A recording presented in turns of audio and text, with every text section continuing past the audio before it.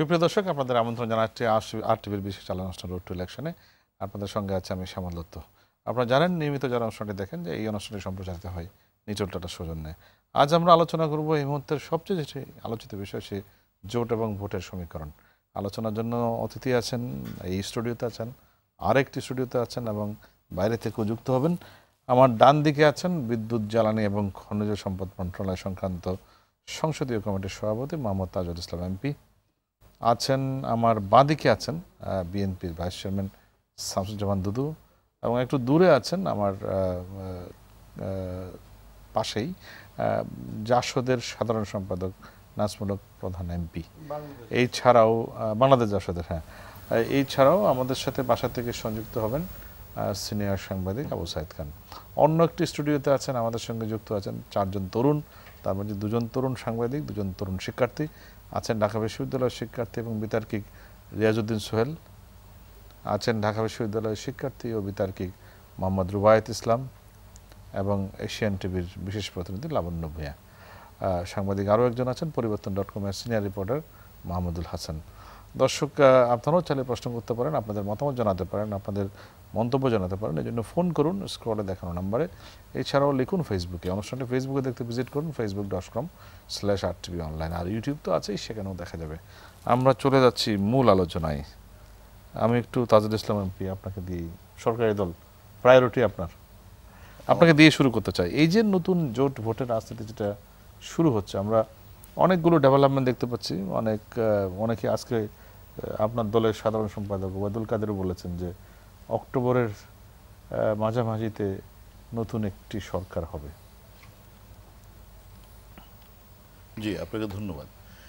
না, নির্বাচনকালীন একটা সরকার হবে, এটা তো সংবিধান উল্লেখ আছে। তো এই অন্তর্বর্তীকালীন সরকারের সময়ের মধ্যেই নির্বাচন অনুষ্ঠিত হবে। বিএনপির দাবি তো নির্দলীয় নিরপেক্ষ তত্ত্বাবধায়ক সরকার। এখন বিভিন্ন জনের বিভিন্ন দাবি থাকবে, কিন্তু সংবিধানে যে কথাটা বলা আছে, আমাকে কথা বললে এর বাইরে কি কথা বলার কোনো সুযোগ নেই। তো এখন স্বাভাবিকভাবে নির্বাচনকালীন একটা সরকার হবে, আর এই সরকার গঠিত হওয়ার পরেই নির্বাচনের হয়তো তফসিল ঘোষণা হবে নির্বাচন কমিশনের পক্ষ থেকে, মানে যে প্রক্রিয়াগুলো দরকার নির্বাচন করার জন্য আর কি। আর যেটা আপনি যে বক্তব্য দিয়ে আরম্ভ করেছেন সেটা হলো যে জোট গঠন, জোট এবং ভোট। আচ্ছা, তো ভোট তো নির্বাচন হবে, সেটা স্বাভাবিকভাবে মানুষ ভোট দিবে এবং ভোটের জন্য মানুষ অপেক্ষাও করছে। আর আমাদের বাংলাদেশের গণতন্ত্রের ধারাবাহিকতা অনুযায়ী ভোটের বিকল্প কিছু নাই, পৃথিবীতে কোথাও নেই, আমাদের দেশেও নাই। আমরা এটাকে স্বাভাবিকভাবে স্বাগত জানাই। আর জোট গঠনটাও কোনো ব্যতিক্রম কোনো বিষয় নয়। জোট গঠনও আপনার একটা রাজনৈতিক স্বাভাবিক ক্রিয়া অংশ। সারা পৃথিবীর বিভিন্ন দেশে এই জোট গঠনের মাধ্যম দিয়ে সরকার গঠিত হয়, সরকার নির্বাচন হয়। তো আমাদের দেশেও জোট হবে। তবে এখানে একটা ভালো দিক আমার কাছে, আজকে আমি পত্রিকাতে দেখলাম যে ডাক্তার কামাল হোসেন বলেছেন যে স্বাধীনতা বিরোধীদের সাথে নিয়ে জোট গঠনের উনি পক্ষে না। আমি এই নিউজটা কিছুক্ষণ আগে দেখলাম।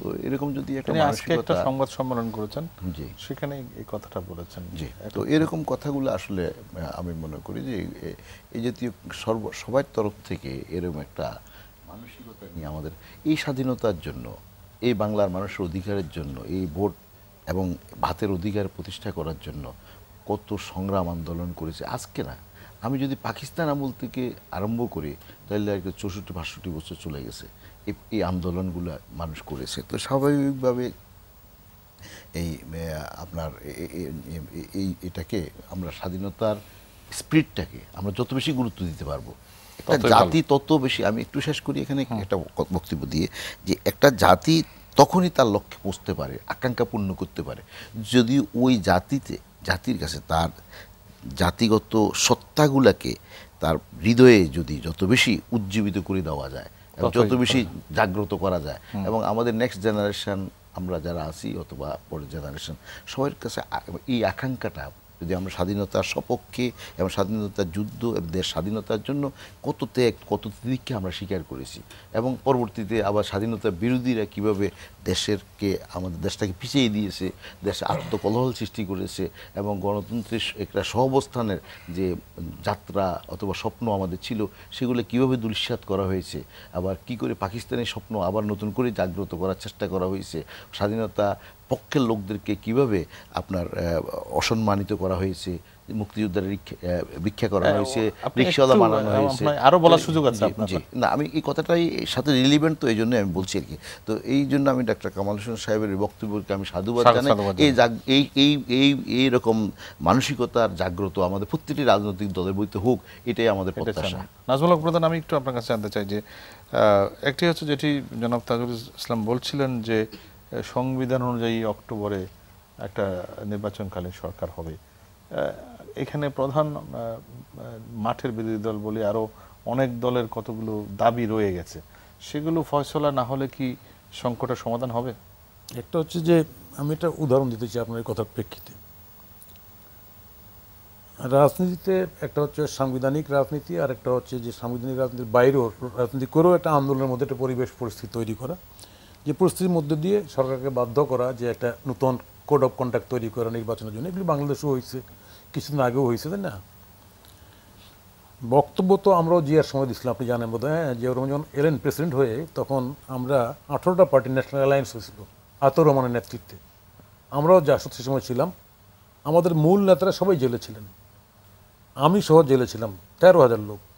এবং সে অনেকগুলি দাবি হয়েছিল। জিয়া রহমানের ইফতার পার্টিতে গিয়ে ওইখানটা আমাদের পার্টির শাহজাহান সিরাজ সাহেব নির্বাচন করবেন বলে ঘোষণা দিয়ে আসলেন, অ্যালায়েন্স ভেঙে গেল। আওয়ামী লীগ পরের দিন ঢাকা শহরে হরতাল দিলেন, মালিকুল রাজ্জাক সাহেব এরপর ওনারাও নির্বাচনে গেলেন, জেলেই থাকলো, কাদেরিয়া বাহিনী থাকলো, তাই না? ভোট হলো, দাবিটা ছিল।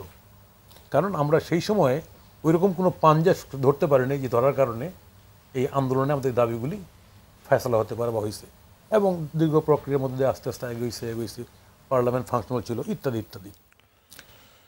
আমি খেয়াল করলাম এই যে বিগত সময় আমাদের এই দেশে আমি যদি এর সাথে সময় দেখি, একটা সবাই মিলে একটা আন্দোলন করেছি আমরা। এবং একটা বিষয় পরিষ্কার আজকে, যেহেতু আমি যুক্ত করি ওনার সঙ্গে শুধু একটু, যে ডক্টর কামালের কথার মধ্য দিয়ে এটা মানে কি বলে প্রতিষ্ঠিত হলো যে বাংলাদেশে সাম্প্রদায়িক জঙ্গিবাদী জিহাদবাদী শক্তি আছে। এসব বিরুদ্ধে আন্দোলনের শক্তিকে আমরা কেউ পার্টনার করি নাই। ওরা পিছিয়ে আপনারা তো এই তখন 7 দল 5 দল, এর পাশাপাশি জামাত ছিল নিজেরাই। জামাত কারোর সঙ্গে ফোনে হ্যালো করে হাইলো করে গোপনে প্রোগ্রাম করছে, কিন্তু ওপেনলি জামাতের সঙ্গে কারো কোনো সখ্যতা ছিল না। এবং ডিক্লেয়ার্ড পলিসি ছিল এটা। 7 দলেরও ছিল, 15 দলেরও ছিল, 5 দল 7 দল 8 দলের ছিল, জামাতের ছিল না। কিন্তু এটা আমরা যে একদম ঘোমটা তুলে আমরা এই যে আলিঙ্গন করে ফেললাম, সেই কথাটাই আজকে ডক্টর কামালের কথার মধ্যে দিয়ে প্রতিষ্ঠা পেয়েছে যে না, এখানটা এই মুক্তিযুদ্ধ মুক্তির পক্ষে বিপক্ষের একটা কথা আছে, একটা যুদ্ধ আছে, একটা পক্ষ আছে। যাই হোক, আমি যে কথা বলতে চাচ্ছি সেটা হচ্ছে যে এখানটায় বিএনপি বলছে, বিএনপি ধারাবাহিক রাজনীতির প্রক্রিয়া যেটা, তাই না, সেটা বিএনপি, আমি মনে করি বিএনপির খেইটা হারাই ফেলছে। যেমন ধরেন গতবার নির্বাচন না করার মধ্য দিয়ে আবার একটা নির্বাচন আনার জন্য যে মুভমেন্টটা দরকার ছিল, সেই মুভমেন্টে না গিয়ে বিএনপির সন্ত্রাসী লাইনে গেছে। আপনি জানেন 1 বছরের মাথায় সারা দেশে আজকে এই যে বিভিন্ন জায়গার থেকে বলা হচ্ছে, তাই না, বিএনপিকে প্রোগ্রাম করতে দেওয়া হচ্ছে না, তাই টেস্ট কেস প্রোগ্রাম করতে দেওয়া হচ্ছে না, মানে প্রোগ্রাম করার শুরুতেই জামাতের সহযোগিতায় সারা দেশে যে তাণ্ডবটা করেছে, যার কারণে আইন শৃঙ্খলা রক্ষাকারী বাহিনীর সুযোগটা পেয়েছে যে প্রোগ্রাম করতে দিলেই এখানে অনেক কিছু ঘটনা ঘটে যেতে পারে। কিন্তু কালকে তো তাদের শান্তিপূর্ণ মানববন্ধন ছিল, সেখান থেকে অনেক দলীয় কর্মী গ্রেপ্তার হইতে পারে। গ্রেপ্তার কোন সময় হয়নি? গ্রেপ্তার বলেন তো, কোন সময় হয় না গ্রেপ্তার? এই গ্রেপ্তার হওয়ার কারণে প্রোগ্রাম করা যাবে না, প্রোগ্রাম করতে দিচ্ছে না, এটা তো ঠিক না। তা প্রোগ্রাম হলো, গ্রেপ্তারও হলো, ফাইন, ওনাদের পক্ষে লজিক আরো শক্তিশালী হলো। এইটাই হচ্ছে ধারা, এর বাইরে লাঠি বোমা এগুলো ধারা না। সেই জায়গায় বিএনপি আরও বেশি স্ট্রং রোল প্লে করতে আমি মনে করি। বিএনপির সাথে আমাদের সম্পর্ক যদি ছিন্ন হয়, কাট হয়, যেটা ডক্টর কামালটা বলছে, যেটা আরও বেশি স্ট্রং হবে বিএনপি, আরও বেশি বাজার পাবে মাঠে, তাই না? যে না, বিএনপি সত্যি এটা ডেমোক্রেটিক মুভমেন্টের মধ্যে দিয়ে ফেসলা করতে চায়, এইটা করা ভালো। কিন্তু না করে এই যে সামগ্রিক ডক্টর কামালদের এই যে, ওনাকে সাধুবাদ জানাই, রাজনীতিতে আছেন কিন্তু খুব ক্রিয়াশীল না। ইলেকশন আসলেই কি চমকদার কথা বলে, তাই না, অনেক কথা বলে এটা পরিবেশ তৈরি করে এই যে ডেমোক্রেটিক ধারাটাকে ব্যাহত করে একটা ষড়যন্ত্র থেকে পুশ করার একটা চক্রান্ত, এই জায়গাটায় সন্দেহটা। আমি আসছি আপনার কাছে আবার। আমি একটু একটি জিনিস বলেছিলেন যে সংবিধানের বাইরে যাওয়ার তো কোনো সুযোগ নেই, যেটি জনাব তাজুল ইসলাম বলছিলেন। কিন্তু তাতে কি বাংলাদেশের বিদ্যমান সংকটের সমাধান হবে? জি, আপনাকে ধন্যবাদ। বাংলাদেশের সংবিধানের মধ্যে থেকে নির্বাচন হয়েছে, সংবিধান বাইরে গিয়ে নির্বাচন হয়েছে, সংবিধান রেখেও সংবিধানের আওতায় না থেকে নির্বাচন হয়েছে। এই তিনটা দৃষ্টান্তই বাংলাদেশে আছে বিভিন্ন সময়। যেমন 91-এ যে নির্বাচনটা হয়েছে, সংবিধান সেখানে কার্যকর ছিল, কিন্তু এরশাদ বাদে সকল রাজনৈতিক দল একমত পোষণ করে তারা একেবারে সংবিধানের বাইরে গিয়ে, অর্থাৎ একই সঙ্গে দুটি লাভজনক পদ, একজন চিফ জাস্টিস এবং প্রেসিডেন্সিয়াল পদ দিয়ে সে সময় নির্বাচন হয়েছে। এতে কোনো অসুবিধা হয়নি। তখন মনে হয়েছে যে ব্যক্তির নিয়ন্ত্রণ অথবা সরকারি নিয়ন্ত্রণ, যেটা এরশাদ সাহেবের ছিল, সামরিক স্বৈরাচার বলে আমরা যাকে আখ্যায়িত করেছিলাম, তার অধীনে নির্বাচন সুষ্ঠু এবং পরিচ্ছন্ন হবে না, গ্রহণযোগ্য হবে না। এই জন্য একটা গণঅভ্যুত্থান সংগঠিত হয়েছিল। দ্বিতীয় কথা হচ্ছে 94-5-এ কেয়ারটেকার সরকারের আন্দোলন যেটা হয়েছে, সেটার মূল বিষয় ছিল দলীয় প্রধান বা দলীয় সরকারের অধীনে ভালো নির্বাচন হবে না। এক্সাম্পল হিসাবে মাগুরা দেখানো হয়েছিল। এবং সেই সময় শেখ হাসিনার নেতৃত্বে যে আন্দোলনটা হয়েছিল, সেই আন্দোলনের মূল যে কনসেপ্ট, তত্ত্বাবধায়ক সরকার, পরবর্তী নির্বাচনে শেখ হাসিনা, বামপন্থী বা জাতীয় পার্টি, জামাত না আসার পর যে নির্বাচনটা হয়েছিল, সেটা 15 ফেব্রুয়ারি, এবং সেই 15 ফেব্রুয়ারির পার্লামেন্টে এরা ছিল না কেউ। তার আগে নাজমুল কথা বলছিলেন যে মানে এটাই হচ্ছে একটা রাস্তার অভ্যুত্থানের মধ্য দিয়ে একটা এক ধরনের পরিবর্তন হয়েছে। এখন সেটি কি, আমি কথাটা শেষ করি, রাস্তার অভ্যুত্থান অথবা সামরিক অভ্যুত্থান, এগুলোর ভিতরে আমি যেটা চাচ্ছিলাম, তো আপনি যখন টেনে এনেছেন তখন ভালো করেছেন। তো তখন পিপুলস যে ডিমান্ড, সেটা শেখ হাসিনা পার্লামেন্টে গিয়ে পাশ করেনি, এটা বেগম জিয়া করেছিলেন। পিপুলস ডিমান্ড যেটা বেগম জিয়া পাশ করেছিলেন, শেখ হাসিনা সেটা বাতিল করেছেন তার পার্লামেন্টে। যে এখন যে পার্লামেন্ট মানে সংবিধানটা আছে, সেটা কেয়ারটেকার নাই, এবং এখানে পার্লামেন্ট থাকা অবস্থায় নির্বাচন হবে, এটাও এই শেখ হাসিনার অবদান। তো এই দুটি ঘটনা হচ্ছে তিনি নিজের সঙ্গে নিজে প্রতারণা করেছেন, অর্থাৎ কেয়ারটেকার তিনি রাখেন নাই। সংশোধন করতে পারতেন, পরিমার্জনা করতে পারতেন, কিন্তু সেই পথে তিনি যান নাই। আর সামরিক সরকারের কাজ, যেটাকে 111-এ, এটা ছদ্মবেশী সামরিক সরকার হোক, যে সরকারের অবৈধ সরকার হোক, সেই সরকারের সকল কার্যক্রম এই সরকার পাশ করেছে পার্লামেন্টে কার্যক্রম, এবং বলেছে এটা তার আন্দোলনের ফসল। সেই জন্যই আমি বলি, সংবিধান বাঙালির হাইকোর্ট দেখানো, আপনি মানবেন, এটা কোনো মুখ্য বিষয় না, এটা কোনো মুখ্য বিষয় না। ভালো নির্বাচন করবেন কিনা বর্তমান সরকার, যেমন ধরেন আমরা গণতন্ত্র চাচ্ছি, আমরা সংগঠন করার অধিকার চাচ্ছি, আমরা সবার, এটা তো অপরাধ হতে পারে না। আপনি ঈদের এক সপ্তাহ আগে থেকে গতকাল পর্যন্ত আমাদের সমাবেশের হাজার হাজার মামলা হয়েছে, প্রতিটি জেলায়, থানায় এবং রাজধানীতে, বিভাগে। কি কি ধরনের মামলা এগুলো? সমস্ত মামলা নাশকতার কথা উল্লেখ করে ডায়েরি মানে করা হয়েছে।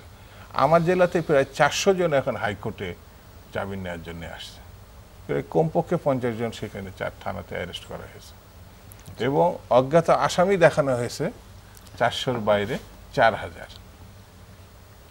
সারা দেশে কিন্তু কোনো নাশকতা নাই, টাকা শহরেও নাই। এমনকি যে লোকটি মারা গেছে, প্রথম আলোতে আসছে, সেও আসামি হয়েছে।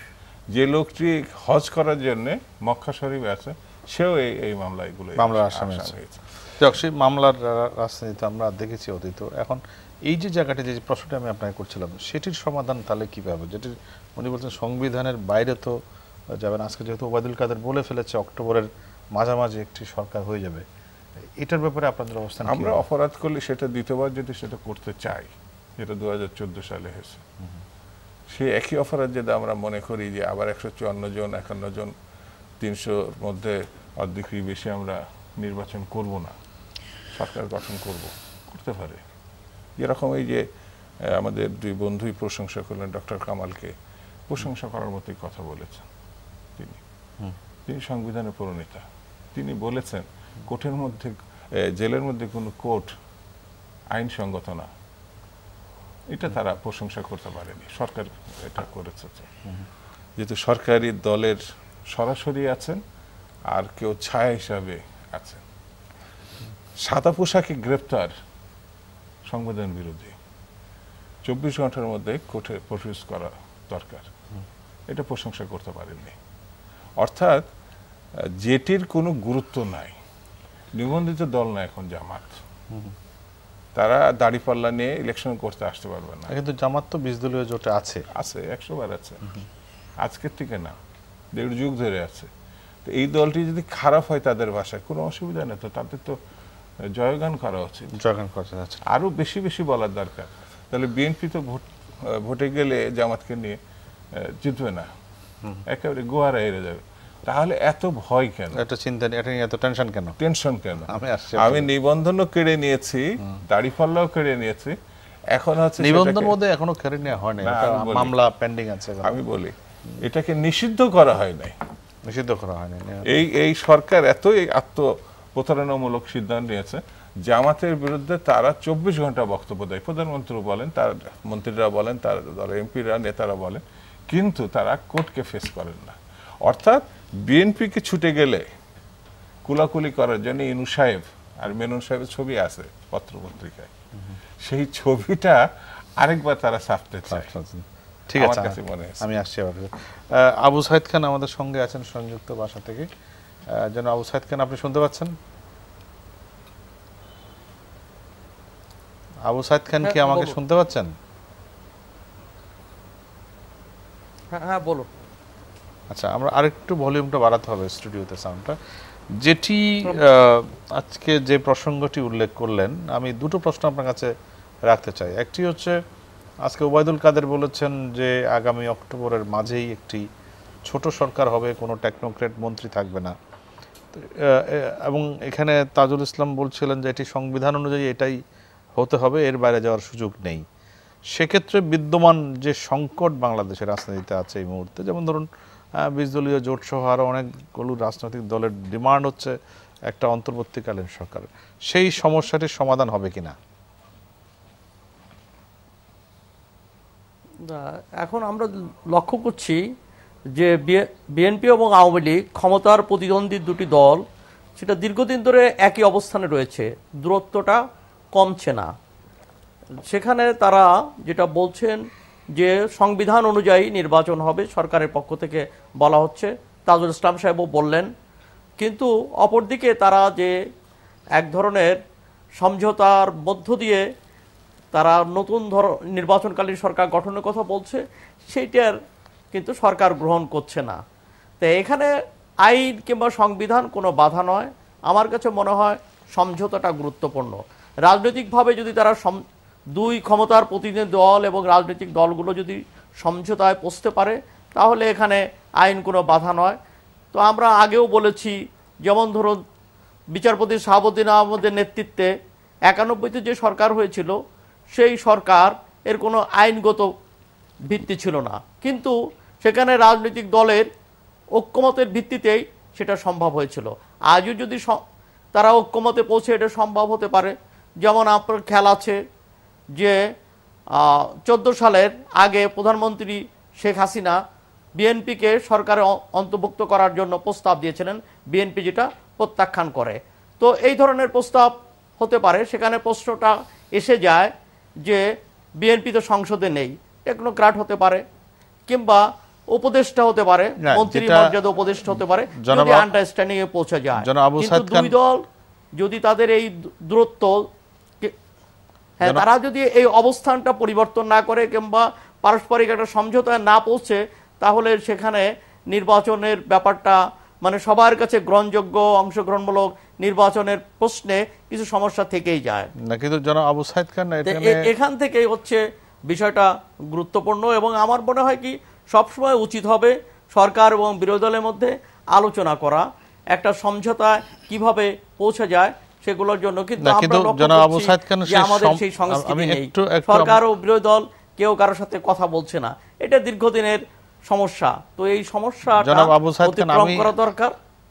আবু সাইদ খান, আমি যেটি জানতে চাচ্ছি যে সমঝোতার কথা আমরা সবাই বলছি, তার কোনো ইঙ্গিত কি আপনি দেখতে পাচ্ছেন কিনা? সরকার তো তার মতো করে মোটামুটি নির্বাচনের দিকে এগিয়ে যাচ্ছে, অন্যদিকে বিরোধী দলও তাদের মতো করে অবস্থানে আছে, সেটি কোনো লক্ষণ দেখতে পাচ্ছেন? আপনি যে উদাহরণগুলো বললেন সে সময় একটি কনসেনসাস ছিল, একদিকে সরকারের উপর চাপ ছিল, এরশাদ সরকারের উপরে, এবং সে সময় যে 15 দল 7 দল বা 5 দলের তাদের মধ্যে একটা লিয়াজো কমিটি ছিল, ঐক্যবদ্ধতা ছিল। এখন তো সেটি নেই বাস্তবে।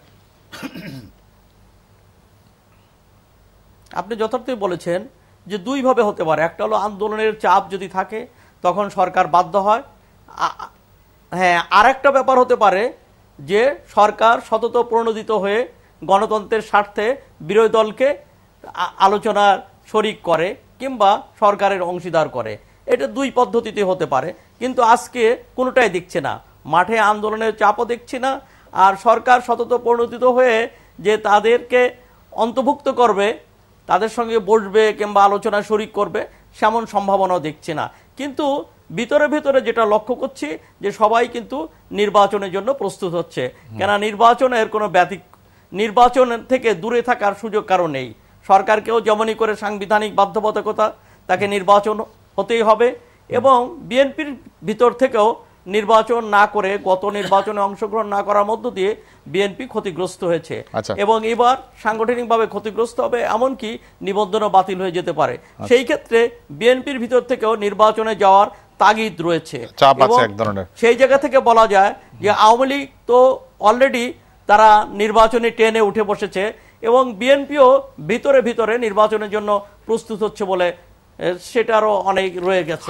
বিএনপি চাইছে আমার মনে হয় একই সঙ্গে তারা একটা আন্দোলন এবং নির্বাচন দুটাকে পাশাপাশি রাখতে চাইছে। আবু সাইদ খান, আরেকটি প্রশ্ন করে আমি একটু অন্য স্টুডিওতে যাব। সেটি হচ্ছে যে এখানে একটু আগে জনাব তাজুল ইসলাম আরেকটি বিষয় উত্থাপন করেছেন যে ডক্টর কামাল আজকে এক প্রশ্নের জবাবে সংবাদ সম্মেলনে বলেছেন যে জামাতের সঙ্গে তারা কোনো, জামাত যেখানে আছে সেই ধরনের কোনো ঐক্যে তারা যাবেন না। অন্যদিকে আমরা দেখতে পাচ্ছি যে যুক্তফ্রন্ট, গণফোরাম বা বিএনপিকে সাথে নিয়ে একটা ঐক্য প্রক্রিয়া করার চেষ্টা চলছে, সেটা কি মানে এটা কি আর সম্ভাবনা আছে কিনা যদি এই ধরনের একটা অবস্থান নেন? জায়গাটা তাদের তৈরি হয়েছে, কিন্তু জামাত এখানে কেবলমাত্র ডক্টর কামাল হোসেন নয়, এখানে আমি এর আগেও শুনেছি আসম রহমান, মাহমুদুর রহমান মান্না, তারাও বলেছেন যে জামাতের সঙ্গটা ছাড়তে হবে। কিন্তু সেই ক্ষেত্রে বিএনপি এখনো প্রকাশ্যভাবে কোনো ঘোষণা দেয়নি, জামাত ছাড়ার কোনো ঘোষণা দেয়নি। তো সেই জায়গা এই যে বৃহত্তর ঐক্য, অর্থাৎ আওয়ামী লীগ বলয়ের বাইরে যে বৃহত্তর ঐক্যের জায়গাটা, সেখানে নির্ভর করছে তারা জামাত ছাড়বে কিনা। তবে এই ক্ষেত্রে একটা ব্যাপার হচ্ছে যে জামাতের তো নিবন্ধন নেই, সেখানে একটা কৌশল তারা গ্রহণ করতে পারে, সেটা হচ্ছে যে এখানে ঐক্যটা মানে কি সমঝোতা হতে পারে, রাজনৈতিক সমঝোতা, যেটা চেষ্টা করা হচ্ছে। অপরদিকে জামাতের সঙ্গেও তাদের একটা আলাদা সমঝোতা থেকে যেতে পারে, এই ধরনের একটা জায়গা আমার মনে হয় অনেকেই ভাবছেন। তবে জামাতের সঙ্গে, তবে বিএনপির উচিত হবে যে আজকের বাস্তবতায় জামাতকে পরিহার করলে সেখানে তারা বরং একটা বৃহত্তর ঐক্যের জায়গাটা আরো প্রসারিত হবে এবং সেখানে আরো সংযুক্ত হতে পারে। ধন্যবাদ আবু সাইদ খান, আমি আবার আপনার কাছে আসবো। আমি মঙ্গলজনক মনে করি জামাত যুদ্ধাপরাধী, এবং তারা আদালতে জামাতও দল হিসাবে, যুদ্ধাপরাধী দল হিসাবে সাব্যস্ত হয়েছে, আদালত সেইভাবে তাদেরকে চিহ্নিত করেছে। অতএব জামাতকে বাদ দিয়ে যদি বিএনপি একটা বৃহত্তর ঐক্য গঠন করে, তখন সেই ক্ষেত্রে অর্থাৎ সরকার এবং বিরোধী ঐক্যের সঙ্গে যে নির্বাচন হবে, সেই ক্ষেত্রে তারা দাবি করতে পারে যে উভয় দলই মুক্তিযুদ্ধের অর্থাৎ স্বাধীনতার সপক্ষ দল দাবি করতে পারে। কিন্তু জামাতকে রেখে বিএনপি তো অনেক মুক্তিযুদ্ধ থাকা সত্ত্বেও তাদের পক্ষে স্বাধীনতার সপক্ষ দল এই দাবিটা কিন্তু ধোপে টিকছে না। ধন্যবাদ আবু সাইদ খান, আমি আবার আসছি আপনার কাছে। আমরা একটু অন্য স্টুডিওতে যাই, আমাদের 4 জন তরুণ বন্ধু আছেন সেখানে, 2 জন শিক্ষার্থী, 2 জন সাংবাদিক। আমি একটু প্রথমেই ঢাকা বিশ্ববিদ্যালয়ের শিক্ষার্থী এবং বিতার্কিক রিয়াজউদ্দিন সোহেল, আপনারা তরুণরা কি দেখছেন সোহেল? প্রথমত আমরা দেখতে পাচ্ছি যে একটা নির্বাচনের দিকে আস্তে আস্তে কিন্তু আমরা প্রায় দোরগোড়ায় পৌঁছে যাচ্ছি। সেক্ষেত্রে রাজনৈতিক সংকট বা এর সমাধানের কোনো উদ্যোগ কোথাও কিছু দেখতে পাচ্ছেন কিনা, নাকি আমরা এভাবেই আস্তে আস্তে নির্বাচন পর্যন্ত পৌঁছে যাব? জি, আসসালামু আলাইকুম। অসংখ্য ধন্যবাদ আমাকে মতামত প্রদানের জন্য। আমরা এমন একটি সময়ে আছি যে হচ্ছে নির্বাচনকালীন নির্বাচন খুব তাড়াতাড়ি আমাদের মধ্যে সামনে আসবে এবং আওয়ামী লীগের সাধারণ সম্পাদক ইতিমধ্যে ঘোষণা দিয়েছেন অক্টোবরের মাঝামাঝি নির্বাচনকালীন সরকার গঠন করবে। সেক্ষেত্রে আমরা আসলে দেখতে পাই নির্বাচন কমিশনের সচিব হেলালুদ্দিন আহমেদ বলেছেন 10 কোটি এবং 41 লাখ যে ভোটার তালিকা সেটি সম্পন্ন করে ফেলেছেন। একদিকে দেখা যায় সরকার নির্বাচনের জন্য আসলে প্রস্তুতি নিয়ে নিয়েছেন এবং আমরা বিরোধী দলকেও দেখি তারা ভেতরে ভেতরে নির্বাচনের জন্য, আমরা যদি এলাকায় যাই শিক্ষার্থী হিসেবে, আমরা যখন বিশ্ববিদ্যালয় বন্ধ হয় সেই মুহূর্তে যখন এলাকায় যাই তখন দেখি যে নির্বাচনের প্রস্তুতি বিরোধী দলেরও রয়েছে এবং তারা ব্যানার পেস্টুন সব কিছুতে এগিয়ে রয়েছে। একটু বেশি হচ্ছে সরকার দলের পক্ষ থেকে, কিন্তু তারা যে একদম নেই তা বলা যাবে না। সেক্ষেত্রে বিরোধী দলের যে পয়েন্টটি রয়েছে তারা হচ্ছে একটি আজকে জোট এবং ভোটের যে সমীকরণ, সে জোটের ক্ষেত্রে তারা 20 দলীয় যে জামাত সহ জোট রয়েছে তার বাইরে গিয়ে তারা চাইছেন একটি বৃহত্তর ঐক্য গঠন করতে। সেই বৃহত্তর ঐক্য যাদের সাথেই গঠন করবে সেক্ষেত্রে বিশেষ করে আপনারা জানেন ডক্টর কামাল বলেছেন যে স্বাধীনতা বিরোধীদের নিয়ে, যারা স্বাধীনতা বিরোধী রয়েছে সেই শক্তিদের সাথে আসলে জাতীয় ঐক্য গঠন করবে কি করবে না সে বিষয়ে সন্দেহ। এখন মূল জায়গাটা হচ্ছে আজকে কর্মসূচিও বিএনপির ছিল, মানববন্ধন ছিল আপনারা জানেন। সেই মানববন্ধনে বিএনপির পক্ষ থেকে বারবার বলা হয় খালেদা জিয়ার মুক্তি, নিরপেক্ষ সরকার গঠন এবং সেনা মোতায়েন, স্বচ্ছ ইসি পুনর্গঠনের ব্যাপারে কথা বলা হয়। কিন্তু আসলে আমরা সাধারণ শিক্ষার্থীরা যারা রয়েছে তাদের প্রশ্নটি হচ্ছে এই জায়গায়, আপনারা যদি এই দাবি আদায় করতে না পারেন, বিএনপির যদি এই দাবিগুলো আদায় করতে না পারেন, তাহলে কি নির্বাচনে আসবে কিনা, নির্বাচনে অংশগ্রহণ করবে? এই প্রশ্নটির উত্তর নিশ্চয়ই যখন শামসুজ্জামান দুদু তার বক্তব্য রাখবেন তিনি নিশ্চয়ই দিবেন যে এই দাবিগুলো না হলে বিএনপির অবস্থান কি হবে বা তারা নির্বাচনে যাবে কিনা। ধন্যবাদ। আর কোনো প্রশ্ন আছে আপনার কাছে? কারো কাছে বিষয় অ্যাড করব, সেটা হচ্ছে খুব ছোট করে করেন। হ্যাঁ, সরকার দল তার হচ্ছে 10 বছরের যে শাসন ক্ষমতা, সেটি হচ্ছে উন্নয়নের যে অগ্রযাত্রা, সে অগ্রযাত্রা বারবার হচ্ছে জনগণের সামনে তুলে ধরবে, এটা স্বাভাবিক ব্যাপার। কিন্তু বিরোধী দলের পক্ষ থেকে তাদের হচ্ছে যে বাংলাদেশে অনেক কিছু সমস্যা রয়েছে, কিন্তু তারা জোট এবং ভোটের সমীকরণের নিয়েই আছে।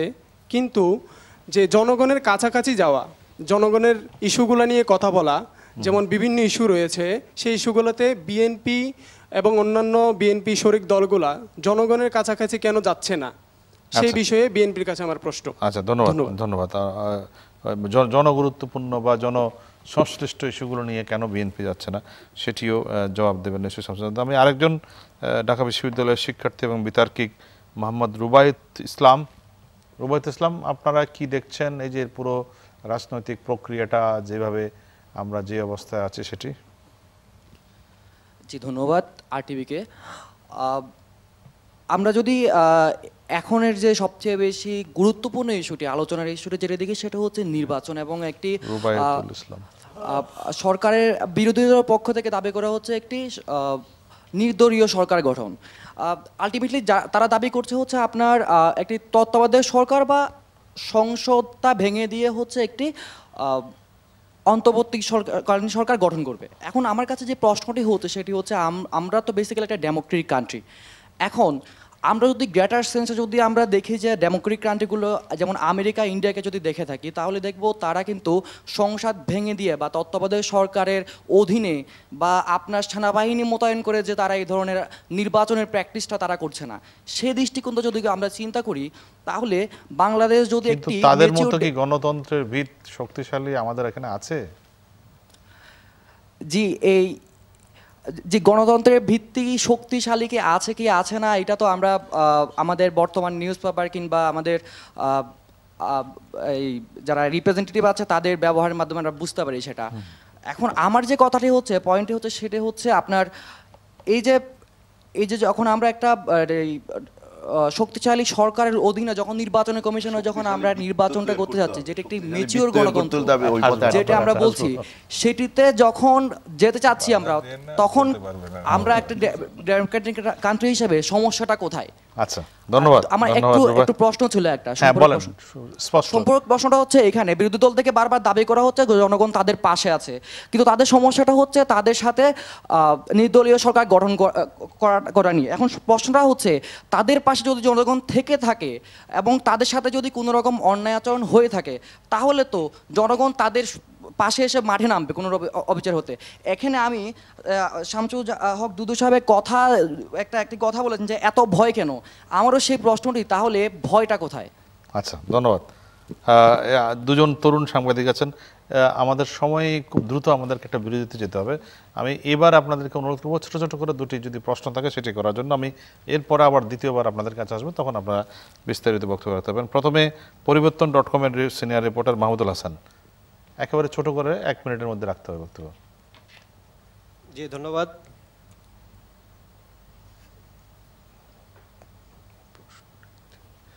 প্রশ্ন আসলে নির্বাচনের ডামাডোলের কথা এখানে আলোচনা হয়ে গেছে। তো নির্বাচনের ডামাডোল শুরু হওয়ার পর এখন পর্যন্ত যে পরিবেশটা আমরা দেখতে পাচ্ছি, বিএনপির অভিযোগ অনুযায়ী যে নির্বাচনের তফসিল ঘোষণার আগেই যে পরিমাণে গ্রেফতার তারপরে মামলা হচ্ছে, তাতে নির্বাচনের পরিবেশ বিঘ্ন ঘটছে।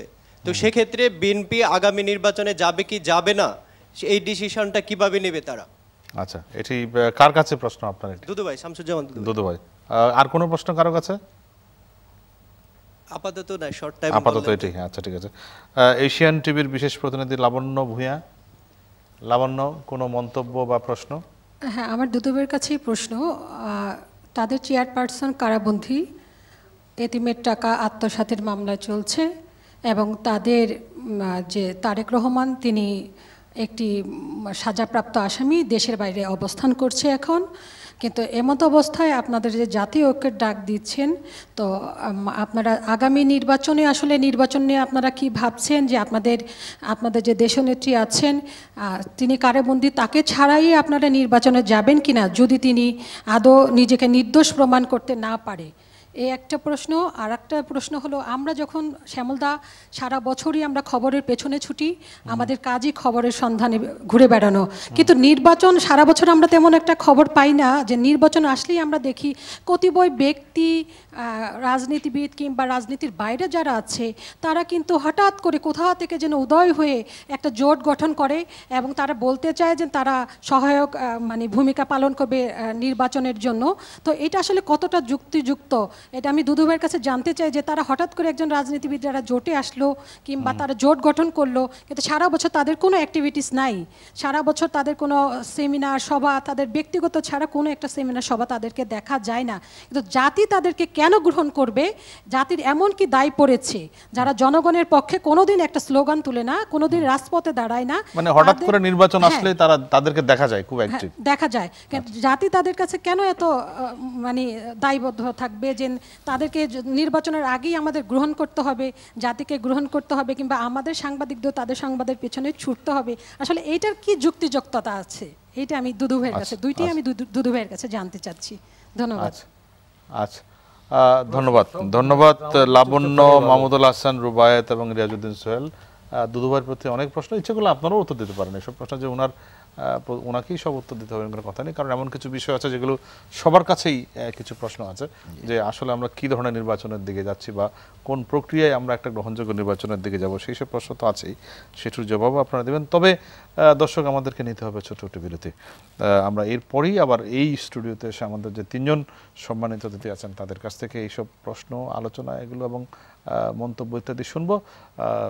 কোথাও যাবেন না, আমাদের সঙ্গেই থাকুন। দর্শক, নিটন টাটার সৌজন্যে সম্প্রচারিত রোড টু ইলেকশনের নিচ্ছে ছোট্ট একটি বিরতি, ফিরছি অল্পক্ষণের মধ্যেই, আমাদের সঙ্গেই থাকুন।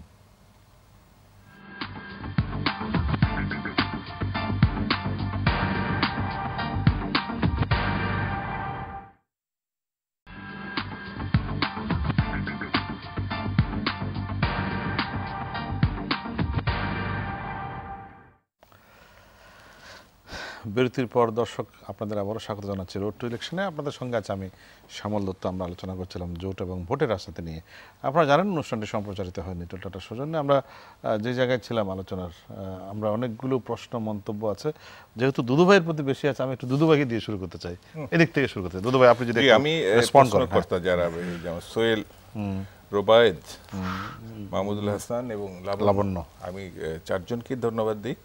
অত্যন্ত গুরুত্বপূর্ণ প্রসঙ্গ নিয়ে তারা প্রশ্ন করেছে এবং আমি এত চমৎকৃত হয়েছি যে তারা বাংলাদেশের রাজনীতি, সমাজনীতি, সরকার, সংবিধান এই প্রসঙ্গগুলো তারা তরুণরা এগুলো খবর রাখেন, হ্যাঁ খোঁজ রাখেন।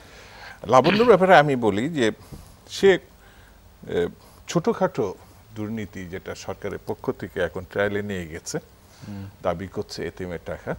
তো লাবণ্যর বলবো, সে তো সাংবাদিক মানুষ, এশিয়ান টিভিতে আছে, দেখতেও আমার কাছে খুব ভালো মেনেছে, আমার ছোট মেয়ের মতো। আমি তাকে ধন্যবাদ দিই। বাংলাদেশের ব্যাংকের কথাটা বললে ভালো হতো, সেন্ট্রাল ব্যাংকের কথাটা, সোনালী ব্যাংকের কথাটা বললে আরও ভালো হতো, শেয়ার মার্কেটের কথাটা বললে ভালো হতো। এতিমের টাকা বললেন, আর সারা বাংলাদেশের 16 কোটি মানুষের 4.5 লক্ষ হাজার কোটি টাকা আপনি এড়িয়ে গেলেন।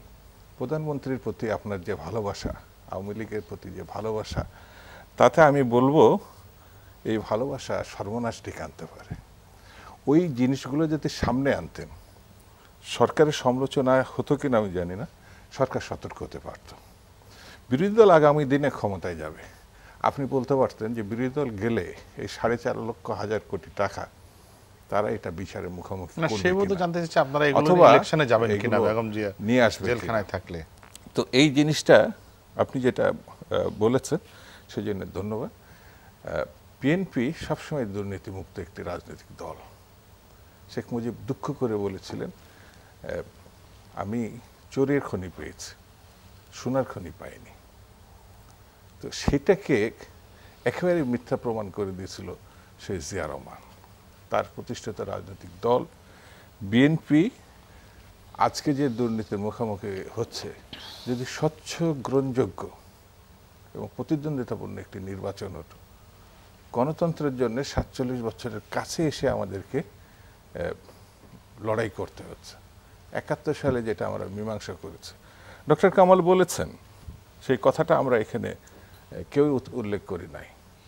সেটি হচ্ছে ভোট দেওয়ার অবস্থাটা আছে কিনা দেশে, নিরাপত্তার সঙ্গে চলার অবস্থাটা আছে কিনা।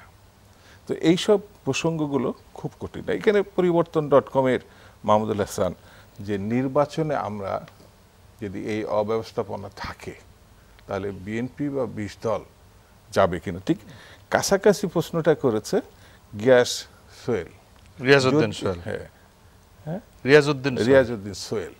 আমি তাকে ধন্যবাদ দিই, যদি সেনাবাহিনী মোতায়েন না হয়, যদি গ্রহণযোগ্য নির্বাচনের জন্য নির্দলীয় সরকার গঠন না হয়, বা আরো কয়েকটি কথা উচ্চারণ করে বলেছেন যে তাহলে বিএনপি নির্বাচনে যাবে কিনা।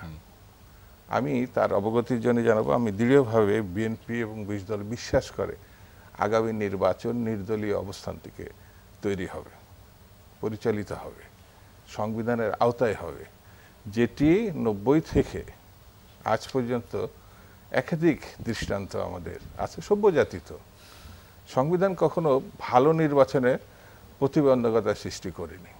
এই যে গত 5 বছরের মধ্যে কিন্তু 14 সালে নির্বাচন হয়ে গেছে সরকার, দুদুভাই আমরা তো 14 সালে দেখেছি নির্বাচন হয়ে গেছে, কিন্তু যেভাবে কেয়ারটেকার সরকার, সেটা আওয়ামী লীগ বাতিল করেছে। তারা যে আন্দোলন করেছে, আজকে এখানে আমাদের প্রধান ভাই আছে, আমাদের তাজুল ভাই আছেন, যে তুমুল আন্দোলন, সেটা কেয়ারটেকারের জন্য, মানুষের ভোটের অধিকারের জন্য। তো সেখান থেকে তারা সরে এসছে। শেখ হাসিনা বারবার বলেছেন 94, 5, 6-এ কোনো দলীয় সরকারের অধীনে ভালো নির্বাচন হতে পারে। আমার সাংবাদিক শ্যামলদা এখানে বসে আছেন, বারবার হেডলাইন করেছেন, শেখ হাসিনা ছবি দিয়ে নিউজ করেছেন, কিন্তু সেই কথাগুলো থেকে শেখ হাসিনা সরে গেছেন।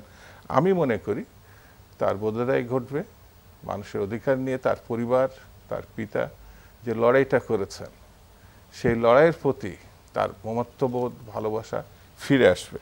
এবং আমি দৃঢ়ভাবে বিশ্বাস করি আগামী নির্বাচনে আলোচনার মধ্য দিয়েই সরকার বিরোধী দলের একসঙ্গে এক টেবিলে বসে একটি ফর্মুলার মধ্যে থেকে একটা গ্রহণযোগ্য নির্বাচন একটা গ্রহণযোগ্য নির্বাচনের দিকে হবে আমরা এগোতে পারবো। আচ্ছা, আরেকটা কথা আমি বলে শেষ করি একটা লাইন, সেটা হচ্ছে যে সোহেল একটা কথা বলেছে যে গ্রামগঞ্জে এখন তিনি ফেস্টুন দেখতে পেরেছেন, প্রচারণা আওয়ামী লীগের সঙ্গে সঙ্গে একটু অল্প বিএনপি বা 20 দল করছে। আসলে বিএনপির কোনো লোক এখন গ্রামে থাকতে পারছে না, এটা আমি তার অবগতির করি। তিনি যদি আমি যতটুকু জানি সে এসএমএলের ছাত্র, এক সকালে যদি হাইকোর্টে যান দেখবেন যে বিএনপির থানা, ওয়ার্ড, জেলা, ঢাকা শহর, বিভাগীয় শহর সকল নেতাকর্মী এখন হাজার হাজার মামলা নিয়ে অগ্রিম জামিনের জন্য সবাই কোর্টে চলে কোর্টে এসেছে। প্রচার করবে কি করে, ঘরেই তো শুয়ে থাকতে পারে না। আচ্ছা, তো সেই জন্য আপনাকে ধন্যবাদ যে বিরোধী দল সম্বন্ধে 4 জন যে গুরুত্বপূর্ণ অতিথি আপনারা প্রশ্ন করেছেন আমাকে বা আমার দল, 20 দল সম্বন্ধে আগ্রহ আছে বলেই আপনারা করেছেন, এই জন্য আপনাদের ধন্যবাদ। ধন্যবাদ। বিএনপি একটি দুর্নীতিমুক্ত দল এবং তারা কখনোই এই প্রক্রিয়ার সঙ্গে ছিল না। আপনার কি মত, যেটি প্রশ্নগুলো এসছে সেই প্রশ্নগুলোর প্রেক্ষিতে আপনার যদি কোনো রেসপন্ড থাকে? না, আমিও ওই অন্য স্টুডিওতে আবু সাইদ খান সহ অন্যান্য যারা যে সমস্ত বাসা থেকে যুক্ত হয়েছেন, জি যারা যুক্ত হয়েছেন তাদেরকে আমি ধন্যবাদ জানাই। এখানে আসলে আমার মনে হয় কথাগুলা ঘুরে ফিরে আমরা একটা জায়গায় কথা বলছি, সংবিধান এবং সংবিধান সংশোধনের বিষয়টা নিয়ে। আসলে সংবিধানটা তো হলো জনগণের উইল, জনগণের দ্বারা প্রণীত, এবং সে জনগণ হাউজে যেতে পারে না, যার জন্য তারা রিপ্রেজেন্টেশন ব্যবস্থা করেছে। এখন আবার কখনো কখনো জনগণের দাবির কাছেই, আবার দাবির পরিপ্রেক্ষিতে যেই সংবিধানটা প্রণীত হয়েছে, জনগণে আবার সেই সংবিধানটা পরিবর্তন করার কথা বলেছে। আমরা যে জায়গাতে ডিবেটটা হয়তো আমরা করতে চাচ্ছি, তো এখন আসলে জনসম্পৃক্ততার মাধ্যমে 96-তে তত্ত্বাবধায়ক সরকারের দাবিটা আদায় হয়েছিল। এখন জনবিচ্ছিন্নতা পরবর্তীতে জনগণে বুঝতে পেরেছেন, এবং যে এই ব্যবস্থাপনা জাতির জন্য আসলে সুখকর নয় এবং ভয়ঙ্কর দুর্ঘটনা জাতির জীবনে আবার নতুন করে যাত্রা আরম্ভ হতে পারে, যেটা নাকি জিয়াউর রহমান সাহেব এবং পরবর্তীতে আরও সামরিক শাসকরা যে দীর্ঘদিন পর্যন্ত আমাদের জাতীয় আশা, আকাঙ্ক্ষা, স্বপ্ন সবগুলোকে দুলিশাত করে দিয়েছেন। এখন জিয়াউর রহমান বিএনপিকে দুর্নীতিযুক্ত না মুক্ত, এই ডিবেট আসলে আমি না করেও গোটা জাতি কিন্তু জানে কি পরিমাণ দুর্নীতি আপনার বিএনপি এবং অথবা তারা যে যারা শাসন করেছেন দেশ, যেমন জিয়াউর রহমান রাষ্ট্রীয় ক্ষমতা দখল করেছেন এবং করে সামরিক শাসনের মাধ্যম দিয়ে বিএনপি জন্ম দিয়েছেন, এবং সেই বিএনপি গ্রাম পর্যন্ত দুর্নীতি পৌঁছায় দিয়েছেন গ্রাম সরকারের মাধ্যম দিয়ে। এই কথাগুলো আসলে এক্স্যাক্টলি আমিও এটা নিয়ে যাচ্ছি না, আপনি যেহেতু প্রশ্নটা করেছেন এই জন্য আমি খালি এখানে আমি মনে করি যে একটা আশাবাদ জানিয়েছেন যে তিনি মনে করেন যে সংবিধানের ভিতরেই একটি গ্রহণযোগ্য প্রক্রিয়া নির্বাচন হবে। হ্যাঁ, সংবিধান আজকের যে ফর্মে আছে এবং জনগণও এই সংবিধানের কোনো পরিবর্তনের কোনো আলামত আমরা মাঠে ঘাটে বাজারে কোথাও আমরা দেখছি না যে তাদের একটা দাবি আছে। শুধু বিএনপি বলছেন এবং বিএনপির সাথে কিন্তু জনগণ সম্পৃক্ত হচ্ছে না। এইটা কিন্তু ওনারা 5 জানুয়ারি নির্বাচনের পূর্বে এই দাবিটা করেছেন, করে জনসম্পৃক্ততা না করতে পেরে তারা ট্রেন ফেলে দিয়েছেন, মানুষ পড়েছেন, হত্যাকাণ্ড ঘটাইছেন, গোটার এসে অরাজকতা সৃষ্টি করেছেন, বোমাবাজি করেছেন, একেবারে অশান্তি এবং জনগণের জীবন অতিষ্ঠ করে দিয়েছেন। এতে করে জনগণ ওনাদেরকে আবারও প্রত্যাখ্যান করছে। তারপরে একটা জায়গায় আপনার কিন্তু আমি বিএনপির জন্যই সুবিধা হবে যে একটা জায়গা 5 জানুয়ারি 2014 পরে আবার কিন্তু একটা বছর দেখা গেছে বিএনপি দেখা গেছে ওনাদের কর্মকাণ্ড চালিয়েছেন।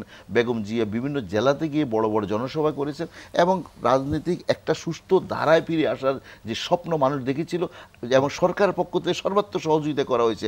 ওনার প্রত্যেকটা মিটিং করতে দেওয়া হয়েছে, বিশাল বিশাল জনসভা উনি করেছেন। কিন্তু কোথায় থেকে কোন মাথায় ওনাদের আসলেন, আবার ওনারা 5ই জানুয়ারি 2015 সালে আবার হঠাৎ করে এই জ্বালাও পোড়াও আন্দোলন আরম্ভ করলেন। ওনারা মনে করছেন যে ওনারা চোখ বন্ধ করে চিন্তা করেন যে দেশের মানুষ ওনারা যত অত্যাচারে করুক, যত নির্যাতন করুক, যত ভুল করুক, যত রাহাজানি করুক না কেন, জনগণ তাদেরকে সমর্থন দেবে, কিন্তু সমর্থন দেয় নেই। এবং ফলশ্রুতিতে ওনারা কিন্তু জনগণের কাছে আতঙ্কিত একটা দলে পরিণত হয়েছেন এবং আইন শৃঙ্খলা রক্ষাকারী বাহিনীর কাছে আতঙ্কিত দলে পরিণত হয়েছেন। এবং যেহেতু রাষ্ট্র পরিচালনা করে বাংলাদেশ আওয়ামী লীগ এবং জনগণের কাছে সরকারের দায়বদ্ধতা আছে, সরকারের কাছে আতঙ্কের দল হিসেবে একটি প্রশ্ন করছিলেন যে জনাব দুদু, যে এখন তো কোনো সহিংসতা নেই, তাহলে এখন কেন শত শত মামলা হচ্ছে, গ্রেফতার হচ্ছে? এখন এক্ষেত্রে আমি তো স্পেসিফিক সবগুলো বলতে পারবো না, তবে আমি কিছু কিছু জায়গায় আমি লক্ষ্য করছি এবং আমাদের কাছে যে তথ্যটা আছে যে বিএনপি এখন আগামী নির্বাচনে যাতে নাকি মনে করে যে এটা মাস একটা নির্বাচন, সেখানের মধ্যে অস্ত্র শস্ত্র মজুত করা আরম্ভ করে দিয়েছেন এবং বিভিন্ন জায়গায় বিভিন্ন মানুষকে আতঙ্কিত সৃষ্টি করার চেষ্টা করছেন এবং না, আমি প্লিজ শেষ করি শ্যামলদা, এখানে ললেসনেস করার জন্য চেষ্টা করতেছে, বিভিন্ন ষড়যন্ত্র করতেছেন। এখানে জামাতকে যে জিনিসটা বলা হয়েছে, এই জামাত ইসলামকে ওনারা সুবিধা নিতে চাচ্ছেন যে এটা এখন কোর্টের অধীন। আমাদের আবু সাইদ খান সাহেব বলেছেন কোর্টের অধীনে জিনিসটা, কোর্ট সেখানে বার্ডিক দেবে, তারপরে দিয়ে জামাত ইসলামের নিবন্ধন বাতিল হবে অথবা না হবে। কিন্তু ওনারা চাচ্ছেন কি বাতিল করে দিলে সুবিধা হবে কি সবগুলা এই সমস্ত টেরোরিস্টদেরকে, স্বাধীনতা বিরোধীদেরকে ওনারা পুরো ওনাদের দলে অ্যাকোমোডেট করবেন। তো এখন যে দলের এই মানসিকতা, সে দলকে আপনি ভয় না করার কি কোনো কারণ আছে? নাজমুল হক প্রধান, একটা বিষয় হচ্ছে যে এভাবে দুদু ভাইয়ের সঙ্গে না কথা, আমরা খুব হলে থেকেছি, পাশাপাশি একসঙ্গে রাজনীতি করেছি ভিন্ন দলগুলোতে না, আমাদের মধ্যে মতের আদান প্রদান ছিল। তো উনি যে বললেন যে কথাটা, সেটা একটু বলতেই হয় আমাকে। আমি ভেবে বলতে চাই না যে চোরের মার ডাঙ্গর গলা, তাই না, কিন্তু তারপরে বলতে হয়। বলে বিএনপির দুর্নীতিমুক্ত প্রতিষ্ঠান, জিয়া দুর্নীতিমুক্ত লোক, যুব কমপ্লেক্স, হিজবুল বাহার, তাই না, আর বিভিন্ন দল থেকে রাজকোষাকে একটা খরচ করে যেভাবে দলটা করা হলো, এর থেকেই দলের আর কোনো ভালো সংজ্ঞা দেওয়া যেতে পারে না যে কীভাবে দলটা তৈরি হয়েছে।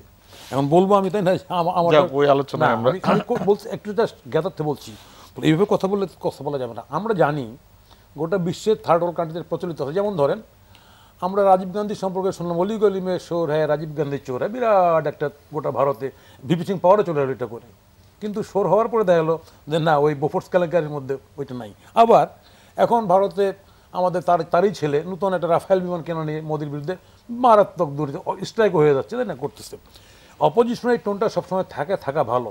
এটা তাহলে পজিশনে যারা থাকে তাদের জন্য একটু সতর্কতা থাকে যে না, আমি চোর করলে আমাকে ডাকাত বলে ফেলবে, চুরি করলেই ডাকাত বলে ফেলবে। ইয়েস, বাংলাদেশে এই সরকার আসার পরে যেমন উন্নয়ন হয়েছে, তেমন কয়েকটা ব্যাংকে কয়েকটা বড় চুরির ঘটনা ঘটেছে এবং ইট ইজ ফার্স্ট, সেগুলো প্রত্যেকটি মামলাও হয়েছে। এখন বলতে পারেন মামলার থেকে রাঘব বোলটা ছাড়া পেয়ে গেছে, হতে পারে। সেই রাঘব বোলটা করার জন্য কোনো মুভমেন্ট তো নেই অপোজিশন। ওই যে বললো জনগণের স্বার্থ নিয়ে একটি কথাও নেই আন্দোলনে। আজকে যে দাবিগুলি করা হচ্ছে, আজকে ওই ছাত্র ঠিকই শঙ্কিত। একজন বলেছেন যে বিএনপি কি ভোট করবে।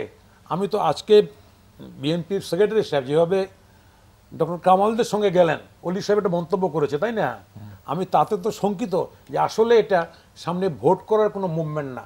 যদি ভোট করার মুভমেন্ট হতো, যেমন চার্টার তৈরি হতো, তেমন এখানটায় আসন টাসন নিয়ে কথা বলা শুরু হয়ে যেত।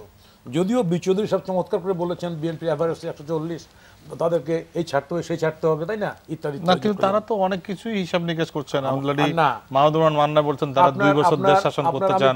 যুক্ত ফ্রন্ট থেকে আজকে বলে গেলাম বিএনপি 3 বছর এভাবে ভাগাভাগি করে আজকে বলে গেলাম এখানটায় বাংলাদেশে এই টোটাল ওনারা যে আলাপ আলোচনা করছেন, এটা নির্বাচনের আলাপ আলোচনা করছেন না। এটা কিসের আলোচনা? ওনারা তো ক্ষমতায় চলে গেছেন। ওনারা ওই যে 3 বছর বিএনপি 2 বছর, তাই না, ক্ষমতা কিভাবে যাবেন ওনারা সংবিধান ফলো করবেন না, কোনো মুভমেন্ট করবেন না ওনারা, তাই না। ওনারা তাহলে ষড়যন্ত্রের একটা রাস্তা খুঁজতেছেন। এইটাই আমার কাছে শঙ্কা। জাতি ওই জায়গায় শঙ্কিত যে বাংলাদেশে ভবিষ্যতে আরো কোনো ষড়যন্ত্র হয়ে কেউ কোনো কিছু করবে কিনা এবং আরো একটা 111 হবে কিনা, এইসব জায়গায়। কিন্তু আপনারা যদি বুঝেই থাকেন যে তারা ষড়যন্ত্র করছে, তাহলে ষড়যন্ত্রকে মোকাবেলা করুন। সেই মোকাবেলা করার জন্য তো একটা এই যে আইনি পদক্ষেপ, এই যে উনি কথাটা বললেন যে কেন পুলিশ অ্যাকশন হচ্ছে, সন্দেহ আসে দেখেই তো হচ্ছে, না পুলিশ অ্যাকশন হওয়ার কথা না। আর সারা দেশে আমি তো জানি আমার এলাকায় বিএনপির লোকরা মায়ের কোলে যেমন সন্তান ঘুমায়, ঠিক ওইভাবে আছে, একটাও কিছু হয় নাই, কোথাও কিছু হয় নাই। ওনার এলাকায় হচ্ছে, ওনার এলাকাটা আগের থেকেই বললো, তাই না, আগের থেকেই তো ওটাতে নীল বাহিনী। আপনি জানেন বাংলাদেশে নির্বাচন হয়েছিল জিয়াউর রহমানের সময়, নকশাল থেকে শুরু করে রাজাকার পর্যন্ত সবাই 17 ভোট করেছিল। আমরা তো মনে করি বাংলাদেশ সরকার, বর্তমান সরকার প্রধান বঙ্গবন্ধু শেখ হাসিনা উনি তো চায় সবাই ভোটে আসুন। হ্যাঁ, জোট করে আসুন না, আপনারা অসুবিধা নেই তো। জোট করে যদি এত সমর্থন থাকে জোট করে ভোটে আসে, হারাই দিয়ে নিয়ে চলে যান। কেন ভিন্ন পথ চোরাগুলি খুঁজতেছেন? এবং চোরাগুলি খুঁজে গতবার ভোট না, জনগণের ভোটের অধিকারটা তো নিশ্চিত করতে হবে। ভোটের অধিকার আছে দেখেই গতবার 153টা সিটে ডিক্লেয়ার হওয়ার পরও বাকি জায়গায় ভোট হয়েছে। আমাকেও ভোট করে আসতে হয়েছে, হয়েছে না? তাহলে ভোটের আপনাকে ভোট করে আসতে হয়েছে, তাহলে এরকম তো হইতে তাই না, যে না ভোট দরকারই নাই। তার মানে ভোটটা না করার কারণে এই স্কোপ তৈরি হয়েছে। আমরা চাই না, বর্তমান সরকার প্রধান বঙ্গবন্ধু শেখ হাসিনা চায় না যে এরকম স্কোপ তৈরি হোক। আমাদের জোটে তো 14 আমরা আলাপ করছি, তো আমরা সিট নিয়ে আলাপ করছি। ইয়েস, আমরা জানি যে কোন জায়গায় স্ট্রং প্রার্থী দিতে হবে, ভালো প্রার্থী দিতে হবে, এবং জোটের প্রার্থী কীরকম হচ্ছে সামগ্রিক আলাপ হচ্ছে আমাদের মধ্যে। প্রধানমন্ত্রীর সঙ্গে বৈঠক হবে এর মধ্যে। তাহলে আমি একটু যদি আমরা এইভাবেই ক্ষমতায় থেকে যাবো, তাই না, তাহলে তো আমরা ভোট করার দরকার নাই এগুলির। আচ্ছা, আমি একটু আবু সাইদ খানের কাছে যেতে চাই। আবু সাইদ খান, আপনি কি আছেন সংযুক্ত আমাদের সঙ্গে? আচ্ছা, যেন আবু সাইদ খান, আমি একটি জিনিস যেটি নাজমুল হক প্রধান যেটি একটা গুরুত্বপূর্ণ একটা বিষয় বললেন, যে এই যে মুভটা যে হচ্ছে এটাতে তিনি কোনো নির্বাচন দেখতে পাচ্ছেন না, অন্য কোনো ষড়যন্ত্র দেখতে পাচ্ছেন। এই যে বিএনপি, যুক্ত ফ্রন্ট বা গণফোরাম, ঐক্য প্রক্রিয়া, আপনার কি মনে হয় যে এরা কি একটি নির্বাচনকে সামনে রেখে কোনো চার্টার দিচ্ছেন না, যেটি নাজমুল হক প্রধান বললেন? আপনি কি এরকম একটি তত্ত্বে বিশ্বাস করেন কিনা যে এটি একটি ষড়যন্ত্রের প্রক্রিয়া হচ্ছে? না, এখন হচ্ছে যে সবকিছুর মধ্যে তো ষড়যন্ত্র খোঁজার কোনো যুক্তি নেই। এখন পর্যন্ত তাদের ষড়যন্ত্র তত্ত্ব কেউ দিলে সেটা প্রমাণ করতে হবে, তবে তারা নির্বাচনের কথাই বলছেন। আর নির্বাচনকে সামনে রেখে এই ধরনের ঐক্য, মহাঐক্য, মহাজোট গড়ার প্রক্রিয়া এবং রেওয়াজ আমাদের দেশে রয়ে গেছে এবং অতীতেও হয়েছে। অতএব তাদের কথায় এখন পর্যন্ত যারা যেটা বলা হচ্ছে, তারা নির্বাচনের দাবিকেই সামনে আনছেন এবং তারা একটা ঐক্য গড়ে তোলার চেষ্টা করা হচ্ছে। আর যদি ষড়যন্ত্রের কোনো প্রমাণ থাকে কারো কাছে, সেটা স্পষ্ট করা উচিত। সরকারের কাছে থাকলেও সেটা স্পষ্ট করা উচিত যে এই প্রমাণ রয়ে গেছে। তবে আমার মনে হয় সবারই উচিত হবে যে আজকে মানে 2014 সালে যে একটা বিতর্কিত এবং প্রশ্নবদ্ধ নির্বাচন হয়েছে, এটা সরকারও বলছে, বিরোধী দলও বলছে। তো আমাদের গণতান্ত্রিক প্রক্রিয়াকে এগিয়ে নিয়ে যেতে হলে, উন্নয়নের ধারাকে অব্যাহত রাখতে হলে একটি গ্রহণযোগ্য, অংশগ্রহণমূলক নির্বাচন দরকার।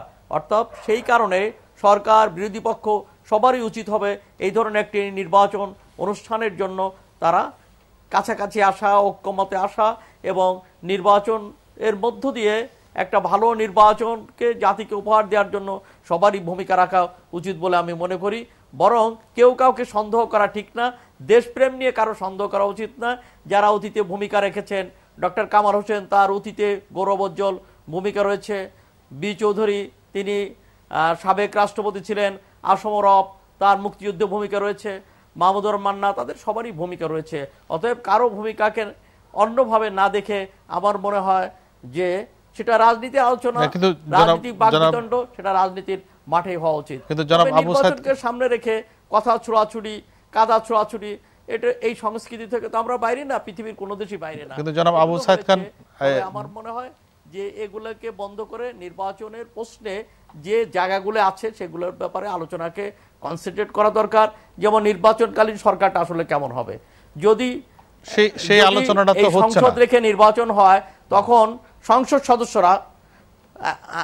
সংসদ সদস্যদের কি হবে, তারা কি আলাদা কোনো সুযোগ সুবিধা পাবে কিনা, মন্ত্রীদের ক্ষেত্রেও কোন ধরনের কোর্ট, কোন ধরনের নিয়ম কানুন হবে, সেগুলো করা দরকার। এখানে একটা জিনিস লক্ষ্য রাখবেন যে এমপিরা যদি সংসদ রেখে নির্বাচন হয় তখন কেউ এমপির তকমা নিয়ে নির্বাচনে যাবেন, কেউ তকমা ছাড়া নির্বাচনে যাবেন।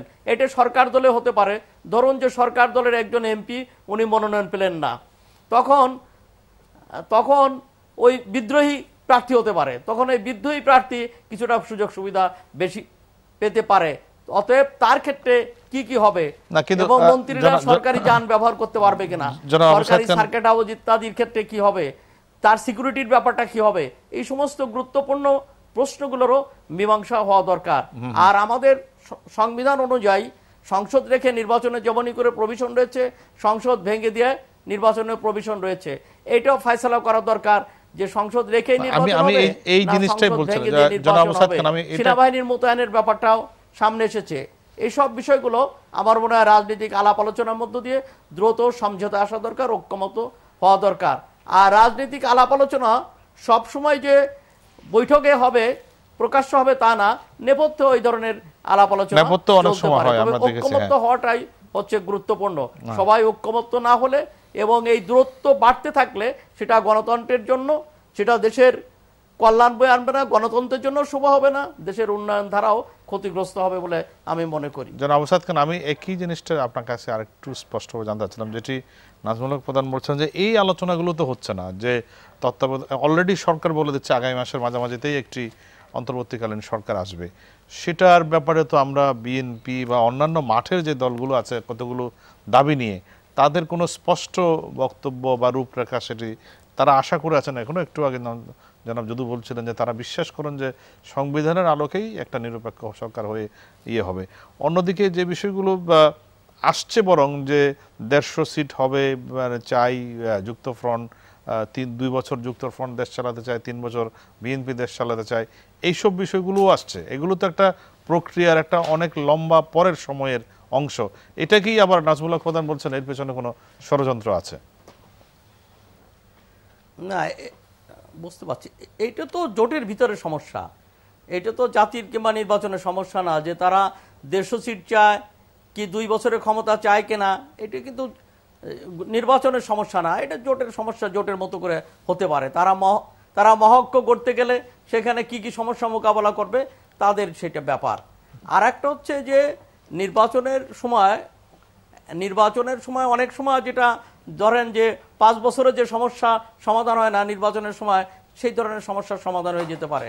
আর একটা হচ্ছে যে নির্বাচনের এখানে আগ্রহটা হচ্ছে গুরুত্বপূর্ণ। আর একটা হচ্ছে বিএনপির পক্ষ থেকে কিংবা বিরোধীর পক্ষ থেকে যত দাবি উঠেছে, সব দাবি যে সরকার মানবে এমন তো না। একটা কথা আছে যে হাতি চাইলে ঘোড়া পাওয়া যায়, তো সব দাবি যে তারা শুনবে এমন ব্যাপার না। তবে কিছু কিছু দাবি, যৌক্তিক দাবি যাতে মানে সরকার দরকার। আর একটা হচ্ছে সবচেয়ে বড় দরকার হচ্ছে পারস্পরিক এক ধরনের সৌহার্দ্যমূলক সম্পর্কটা হচ্ছে খুবই গুরুত্বপূর্ণ। এই সম্পর্কের যদি ব্যত্যয় ঘটে, যদি পারস্পরিক সহযোগিতা না থাকে, তাহলে ভালো নির্বাচন আশা করা যায় না।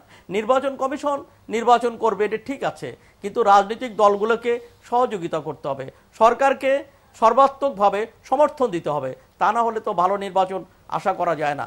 ধন্যবাদ। সেই জায়গাগুলোকে, সেই ক্ষেত্রে আমাদেরকে আগায় আসতে হবে, সরকার বিরোধী দলকে আগায় আসতে হবে, ঘুচাতে হবে। তবে ইতিবাচক দিক আমি মনে করি যে সরকার যেমনই করে তারা নির্বাচন চাইছেন, নির্বাচন দিতে, বিরোধী দলও কিন্তু নির্বাচন চাইছে, নির্বাচনের বাইরে কেউ নেই। নির্বাচন ঠেকানোর যেমন 14 সালে যেমন নির্বাচনকে মোকাবেলা করার যে ব্যাপারটা ছিল, এবার কিন্তু নির্বাচন মোকাবেলা করার কোনো বক্তব্য বিরোধী দলও দিচ্ছে না, বিএনপি দিচ্ছে না, অন্য দলও দিচ্ছে না, সবাই নির্বাচন চাচ্ছে। বরং বিএনপি পক্ষ থেকে, বিরোধী পক্ষ থেকে বলা হচ্ছে খালি মাঠে গোল দেওয়া যাবে না। আর সরকারও বলছে আপনারা না আসলে তো আমরা খালি মাঠে বল দিয়ে দিতে পারি, অতএব আসেন।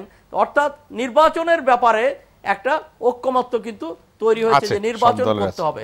এখন নির্বাচনকে সামনে রেখে আমাদের তো কিছু সমস্যাগুলো রয়েছে। তবে ব্যাপারটা হলো যে আমার কাছে যেটা মনে হয়, যত কঠিনই হোক, যত দূরত্বই থাক, তাদের ভিতর একটা আন্ডারস্ট্যান্ডিংয়ের দরকার। কিভাবে কোন পদ্ধতিতে আন্ডারস্ট্যান্ডিং হবে, সমঝোতা হবে আমি জানি না, তবে সমঝোতার বিকল্প সমঝোতার অন্য কোনো বিকল্প নেই। এবং দূরত্বটা খানিকটা ঘুচাতে হবে এবং ভালো নির্বাচনের প্রশ্নে, এবং সেখানে যেমন কতগুলো জিনিস আছে, যেমন নির্বাচন কমিশন, নির্বাচন কমিশন এই ক্ষেত্রে তাদের ভিতর কিছু সমস্যাও আমরা লক্ষ্য করছি। নির্বাচন কমিশনকে দৃঢ় করা যায় কি করে, নির্বাচন কমিশনের সঙ্গেও এই বোঝাপড়াগুলো করা দরকার। ধন্যবাদ জানাচ্ছি জনাব আবু সাঈদ খান আপনাকে। আমরা আশা করি যে হয়তো এই সমঝোতার জায়গাটিতে আমরা পৌঁছাতে পারবো। আপনাকে এত রাতে বাসা থেকে আমাদের সাথে সংযুক্ত হওয়ার জন্য ধন্যবাদ জানাচ্ছি। আমরা একটু অন্য স্টুডিওতে যারা আবার তরুণ শিক্ষার্থী এবং সাংবাদিক আছে তাদের কাছে, প্রথমেই ঢাকা বিশ্ববিদ্যালয়ের শিক্ষার্থী বিতর্কে রিয়াজউদ্দিন সোহেল, আমরা প্রায় কাছাকাছি শেষের, একটু যদি সুনির্দিষ্ট কোনো কারো কাছে আর কোনো প্রশ্ন, এতক্ষণ যে আলোচনা শুনছিলেন তার আলোকে যদি কোনো প্রশ্ন থাকে। রিয়াজউদ্দিন সোহেল। জি, আবার অসংখ্য ধন্যবাদ। জি, আমার কাছে বারবার মনে হচ্ছিল আজকের যে আলোচনা সেই আলোচনা থেকে মানে তাজুল ইসলাম এমপি, ওনার কাছে আমার একটি প্রশ্ন আছে। প্রশ্নটি হচ্ছে, আওয়ামী লীগ গত 10 বছর যে উন্নয়ন করেছে সে উন্নয়ন নিঃসন্দেহ অনেক বেশি বাংলাদেশকে এগিয়ে নিয়ে গেছে, কিন্তু মাননীয় প্রধানমন্ত্রী শেখ হাসিনা ছাড়া সংসদের অনেক সাংসদ, আওয়ামী লীগের অনেক সাংসদ নিজ এলাকায় অনেক অপকর্মে জড়িত, যা আমরা জানি মিডিয়ার মাধ্যমে। বিভিন্ন দল থেকে আওয়ামী লীগে যোগদান করেছে। এখন নমিনেশন দেওয়ার ক্ষেত্রে, মনোনয়ন দেওয়ার ক্ষেত্রে আওয়ামী লীগ মানে কি ভূমিকা রাখবে, কোন পন্থা অবলম্বন করবে, সেই বিষয়টি আমার জানা ছিল। যেহেতু আরেকটি বিষয় সেটি হচ্ছে বিএনপির বৃহত্তর ঐক্যের কথা আসার সাথে সাথেই আওয়ামী লীগের আজকে পত্রিকা দেখলাম আসন ভাগাভাগি এবং ছাড় দেওয়ার একটি কথা বলা হয়েছে। সেক্ষেত্রে 14 দলীয় জোটের যে আসন ছাড় দেওয়ার প্রক্রিয়াটা সেটা কিভাবে হবে, কোন মাধ্যমে হবে, কতটুকু ছাড় দেওয়া হবে, সেই বিষয়টা আমার জানার ছিল। ধন্যবাদ রিয়াজউদ্দিন সোহেল আপনাকে। আরেকজন শিক্ষার্থী ঢাকা বিশ্ববিদ্যালয় এবং বিতার্কিক মোহাম্মদ রুবায়েত ইসলাম। জি, আপনাকে আবারও ধন্যবাদ। আমার একটি প্রশ্ন আছে তাজুল ইসলাম এমপি সাহেবের কাছে। সেটি হচ্ছে নির্বাচন কমিশনের যে নিয়োগ, প্রধান নির্বাচন কমিশনার যে নিয়োগ হবেন, সেক্ষেত্রে আমাদের সংবিধানের বিষয়টা হচ্ছে অনেকটা এরকম যে প্রধানমন্ত্রীর সুপারিশক্রমে রাষ্ট্রপতি নিয়োগ করবেন। তাহলে যারা সাধারণ জনগণ আছেন তাদের কাছে স্বাভাবিকভাবে এই প্রশ্নটা জাগতে পারে যে এই নির্বাচন কমিশনার কতটা বায়াসনেস থেকে উপরে উঠে নির্বাচনটি করতে পারবেন। সুতরাং এই দৃষ্টিকোণ থেকে বিএনপি কি এই প্রশ্নটি তুলতে পারে কি না, সেটা আপনার কি মতামত? আরেকটি প্রশ্ন আছে হচ্ছে নাজমুল প্রধান সাহেবের কাছে। সেটা হচ্ছে আমরা জোট করছি, এলাই করছে, আমাদের আপনার কাছে একটি প্রশ্ন আছে।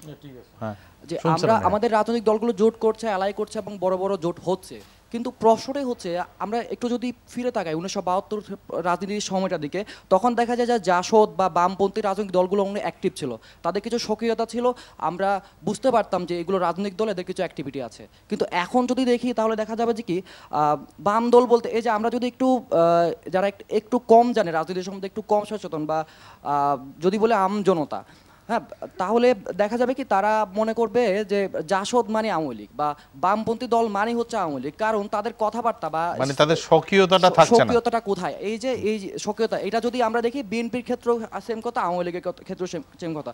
তাহলে দীর্ঘমেয়াদী যদি বাংলাদেশের রাজনীতির কথা চিন্তা করি, তাহলে বাংলাদেশের রাজনৈতিক সংস্কৃতি কোথায় গিয়ে দাঁড়াবে? তাহলে কি দুইটি দলই সর্বসেবা হয়ে যাবে? আমাদের বাংলাদেশের নতুন করে রাজনৈতিক দল গণতন্ত্র নিয়ে কথা বলবে, মানুষের অধিকার নিয়ে কথা বলবে, এই ধরনের রাজনৈতিক দল কি উঠে আসবে কিনা, এই বিষয়ে আপনার কি মতামত? ধন্যবাদ, অত্যন্ত গুরুত্বপূর্ণ একটি প্রশ্ন করেছেন রুবায়েতুল ইসলাম, আপনাকে ধন্যবাদ জানাচ্ছি জন্য। আমি দুজন তরুণ সাংবাদিক আছেন, তাদের কাছে আবার একটু যেতে চাই। দুটি প্রশ্ন নিয়ে আমরা আবার এই স্টুডিওতে আলোচনায় ফিরব। পরিবর্তন.com-এর সিনিয়র রিপোর্টার মাহমুদুল হাসান, প্রশ্ন বা মন্তব্য? মাহমুদুল হাসান। আজকে টপিকের মধ্যে আমি থাকতে চাই, যেহেতু জোট আর ভোটের কথা বলা হচ্ছে, তো জোট আর ভোটে সাইদ ভাইয়ের কথার রেশ ধরে আমি বলতে চাই সবাই নির্বাচনের মধ্যেই আছে। আজকে সবচেয়ে আলোচিত যে নির্বাচন কেন্দ্রিক যে আলোচিত মুখ, সেটা হলো ডক্টর কামাল। উনিও বলছে নির্বাচনটা হোক, কোড অ্যান্ড কোড নির্বাচনটা হোক, উনিও নির্বাচনের কথা বলছে। তো সেক্ষেত্রে আওয়ামী লীগ যদি দলীয় সরকারের অধীনে নির্বাচনটা করতে চায়, তাহলে সেই নির্বাচনের পরিবেশটা তৈরি করার জন্য আওয়ামী লীগকেই দায়িত্ব নিতে হবে। এখন দলীয় সরকারের অধীনে বিএনপি নির্বাচনে যাবে কি যাবে না, সেটা পরিবেশের উপর নির্ভর করে। আচ্ছা, কোনো প্রশ্ন কার প্রতি? আর আরেকটা বিষয় হলো যে জোট আর ভোটের রাজনীতির যে টপিকটা দিয়েছেন, তো বিএনপি জোটের রাজনীতি করে সিলেট নির্বাচনের কথা যদি আমরা বলি, তো সিলেটে তো আলাদা আলাদাভাবে নির্বাচন হয়েছে। সেখানে আওয়ামী লীগ, বিএনপি, জামাত ইসলাম আলাদা আলাদা নির্বাচন করে তারা আলাদা আলাদা ভোট করেছে। সেখানে বিএনপির প্রার্থী জয়ী হয়েছে আরিফুল হক চৌধুরী। সেখানে আওয়ামী লীগ প্রার্থী আর বিএনপির প্রার্থীর মধ্যে প্রতিদ্বন্দ্বিতা হয়েছে। জামাত ওখানে হলো তাদের জামানত বাজেয়াপ্ত হয়েছে। এখন জোটের রাজনীতি যদি ওখানে লক্ষ্য করি, তাহলে বিএনপি যদি জামাতকে ছাড়াও নির্বাচন করে তাহলে ওখানে জয়ী হয়েছে, তো জাতীয় নির্বাচনে বিএনপি জামাতকে সঙ্গে নিয়ে নির্বাচন করবে কি করবে না, এই বিষয়টি যদি একটু পরিষ্কার করেন দুদু ভাই। আচ্ছা, ধন্যবাদ মাহমুদুল হাসান। আমি আরেকজন সাংবাদিক, এশিয়ান টিভির বিশেষ প্রতিনিধি লাবণ্য ভূঁইয়া।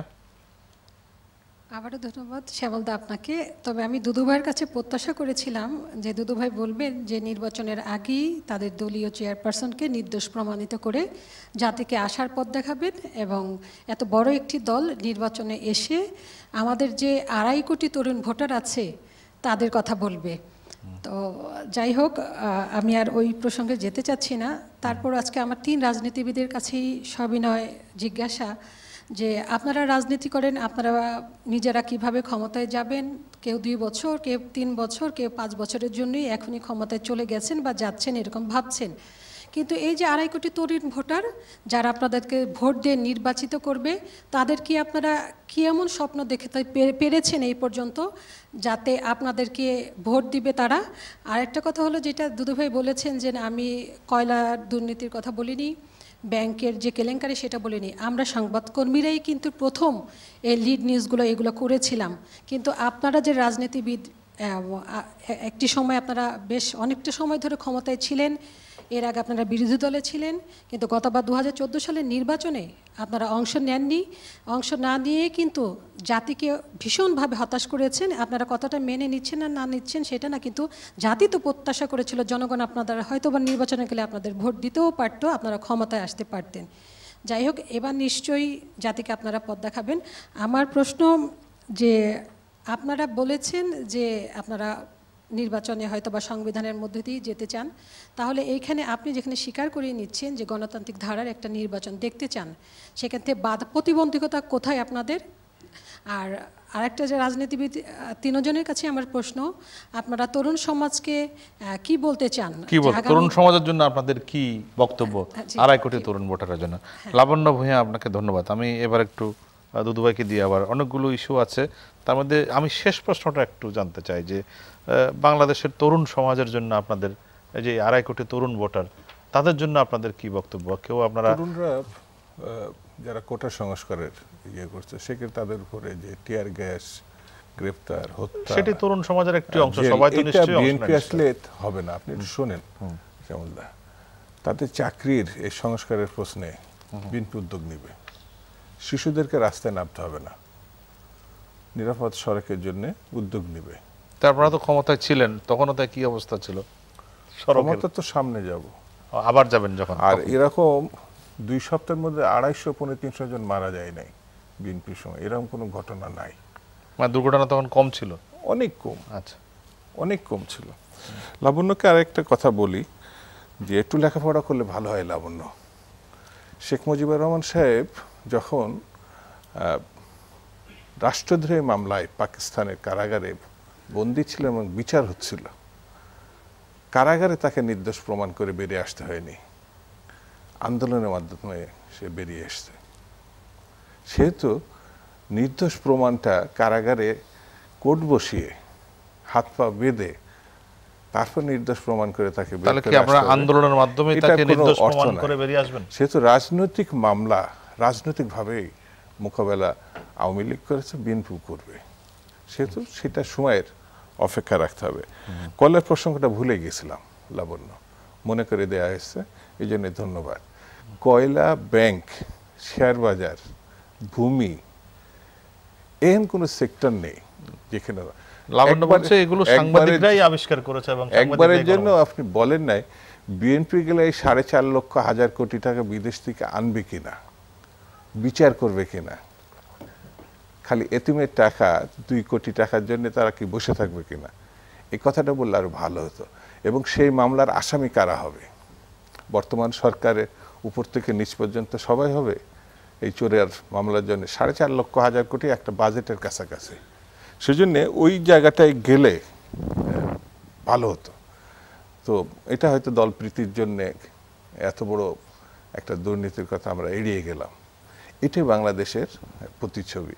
যখন আমরা 2014 সালের নির্বাচনটাকে নির্বাচন মনে করি এবং ড্রেনে যারা নামতে চায় না তারা হয়েছে খারাপ, আর যারা ট্রেনের মধ্যে নামছে গণতন্ত্রকে ধ্বংস করছে তারা ভালো, এটা খুব বড়ই মর্মান্তিক। আর সংবিধানকে আমি যেভাবে মানে তুলে ধরেছি, সংবিধান ভালো নির্বাচনের জন্য বাধা না। এক্সাম্পলটা আমি 91-এরটা দিয়েছি। সংবিধানের আওতায় মেনে নেওয়ার জন্য ধন্যবাদ দেওয়ার দরকার নাই লাবণ্য। আমি 2014 সালের সংবিধান এখনো মনে করি কাদাকার, ক্ষমতা দখলের উৎস। যেরকম একসময় গণবাহিনী শেখ মুজিবকে মারার জন্যে গণবাহিনী বানিয়েছিল, শেখ মুজিবকে তার খুঁজে বেরিয়েছে। জামাতের ঈদের জামাতের ভিতরে গিয়ে আওয়ামী লীগের এমপিকে মেরে তারা বিপ্লব করতে চাইছে। তারা জিয়ার কাঁধে ভরে 7 নভেম্বরে উঠে তারা ক্ষমতা দখল করতে চাইছে। জিয়ার উপর রাগ, বড় রাগ তাদের, জিয়ার জনপ্রিয়তাকে তারা ব্যবহার করতে চাইছে। যেমন এখন দেখেন না শেখ মুজিবের আওয়ামী লীগ, এই যে একজন বলেই ফেললো যে আপনাদের অস্তিত্ব কোথায়, আওয়ামী লীগের ভিতর কি বিলীন হয়ে যাবে? কারণ সে যথার্থই বলেছে, কারণ হচ্ছে তারা মশাল মার্কা নিয়ে এখন নির্বাচন করে না, নাম জাসদ, কিন্তু নৌকা ছাড়া তাদের কোনো গতি নাই। মানে এই একটা ভোটও তাদের আর কোনো মানে কোনো সুযোগ নাই। সেই জন্যে জাসদ আমি কথা বলতে চাই না। জাসদের জন্ম হয়েছিল অব্যবস্থাপনা, খুন, রাহাজানি। যেরকম 72-75 যে 40,000 মারা গেছে বিরোধী দলের কর্মী, জাসদ দাবিকে তাই 30,000 কর্মী হচ্ছে জাসদের। কারা মেরেছিল? আওয়ামী শাসনের সময় তো মারা গেছে। তো এত বড় মানে কর্মী নিহত শহীদ হওয়ার পরে যারা এই হত্যাকাণ্ডের সঙ্গে যুক্ত তাদেরই নৌকায় উঠে রাষ্ট্র পরিচালনার কথা যারা চিন্তা করে, তাদের নিয়ে আমি বেশি কথা খুব একটা বলতে চাই না। এখানে আরেকটি, হ্যাঁ আমি আর কথাটা বলি, এখানে খুব ভালো কথা বলেছে রোবায়েদ নির্বাচন কমিশন গঠনের যে আইনি প্রক্রিয়া ব্যাপার নিয়ে। আমি তাকে ধন্যবাদ দিই যে সে আইন সম্বন্ধে কথা বলেছে। এটা আমাদের রাজনৈতিক দলগুলোর এক ধরনের ব্যর্থতা। বিএনপি, আওয়ামী লীগ এখনো পর্যন্ত নির্বাচন কমিশনের গঠন প্রক্রিয়া নিয়ে পূর্ণাঙ্গ কোনো আইন গত 47 বছর হয়নি। এর ভিতরে অনেকগুলো সরকার গেছে এবং এসছে। সেই জন্যে যখনই যে সরকার আসে, নির্বাচন কমিশনকে তারা ব্যবহার তাদের মনোভূত ব্যক্তিদেরকে নিয়ে করে। যেমন আজিজ মার্কা নির্বাচন কমিশন বলা হয়, হাসান মার্কা তত্ত্বাবধায়ক সরকার বলা হয়। মজার ঘটনা হচ্ছে হাসান কোনো নির্বাচন মানে আজিজ সাহেব, বিচারপতি আজিজ সাহেব কোনো নির্বাচন করেননি, ভালো অথবা মন্দ সে তো নির্বাচনই করেনি। আর মিস্টার হাসান বিচারপতি, সে তো কোনো তত্ত্বাবধায়ক সরকারেই আসেনি। কিন্তু 47 বছরের সভানেত্রী আওয়ামী লীগের, তারা হাসান সাহেবের অধীনে নির্বাচন করতে চায় নাই। কারা? আওয়ামী লীগ 14 দল। আর আমাদেরকে নির্বাচন করতে হবে 47 বছরের সভানেত্রী আওয়ামী লীগের, তার নিয়ন্ত্রণে। কেন করতে হবে? কারণ তিনি হচ্ছেন সাংবিধানিকভাবে যে সংবিধান গত 5 বছরে সংশোধন করে পূর্বে সকল গণতান্ত্রিক ধারা, যেটি পার্লামেন্ট রেখে দেয়, যেটা সাইদ সাহেব বললেন যে কোনো কারণে যদি আওয়ামী লীগের ওই এমপি মনোনীত না হয়, মনোনয়ন না পান, তাহলে কি হবে? আমি মনে করি এই সংশোধনী সংবিধানের মৌলিক বিষয়টি, অর্থাৎ 300 এমপি রেখে আরো 300 এমপির জন্য মানে আপনার নির্বাচন করা, এটা একেবারেই সংবিধানের পরিপন্থী বলে আমি মনে করি। দুদু ভাই ধন্যবাদ। আমি এবার একটু আসবো জনাব তাজুল ইসলাম আপনার কাছে। প্রশ্ন ছিল আমার কাছে, হ্যাঁ আপনার কাছে আসবো, শেষ করবো আপনার কাছে। না, থ্যাংক ইউ ভেরি মাচ। আমি আসলে সংক্ষেপে যেহেতু বলতে হবে, এমপিরা নির্বাচনকালীন সময়ে আসলে কোনো রকম সুবিধা ভোগ করবেন না যখন নির্বাচন তফসিল ঘোষণার পর থেকে। তো প্রশ্নটার উত্তর আমার মনে দেওয়া হয়ে গেছে। আর নির্বাচন কমিশন গঠনের ব্যাপার নিয়ে দেখুন, আমি পার্থক্য একটু করেই দিই, যেটা হলো যে বেগম জিয়া যখন রাষ্ট্রীয় ক্ষমতায় 2006 সালে যখন নাকি নির্বাচন কমিশন গঠন করা হয়, তখন আমাদের পক্ষ থেকে, আওয়ামী লীগের পক্ষ থেকে আবেদন করা হয়েছিল যে আমাদের সাথে একটু আলোচনা করেন। ওনারা কোনো আলোচনা করেন নাই, ওনাদের নিজের মতন করে প্রস্তাব করে এটা পাশ করায় নিছে। আর পার্থক্যটা আওয়ামী লীগ এবং বিএনপির মধ্যে এটা যে সেখানে মাননীয় মহামান্য রাষ্ট্রপতি রাষ্ট্রপতি ওনার সার্চ অধীনে কমিটি সার্চ করে। কমিটি গঠন করেছে এবং এই সার্চ কমিটিতে যারা নাকি অ্যাপ্লাই করেছে অ্যাপ্লিকেন্ট যারা ছিলেন অথবা যাদেরকে ওদের সবার মধ্যে বিচার বিশ্লেষণ করে একটা প্রক্রিয়ার মাধ্যম দিয়ে এই নির্বাচন কমিশনার নিয়োগ করা হয়েছে। অর্থাৎ আগে যে প্রক্রিয়াটা ছিল সেটার সাথে এটাকে এক করে বিএনপির আমরা লিস্ট থেকেও বোধহয় একজনকে নেওয়া হয়েছে এই না, এটা এখন বিএনপির লিস্ট আর আওয়ামী লীগের লিস্ট আমি জানি না কত হলো, যে অর্থাৎ ওনারা যতজন আবেদনকারী ছিল যত রকম আপনার মনে করেন যে লিস্ট যা গেছে সেগুলোর উপর থেকে উনি সবার সাথে কথা বলছেন, দেখা করছেন এবং সার্চ কমিটির মাধ্যম দিয়ে পর্যালোচনা করে ওনাদেরকে নেওয়া হয়েছে।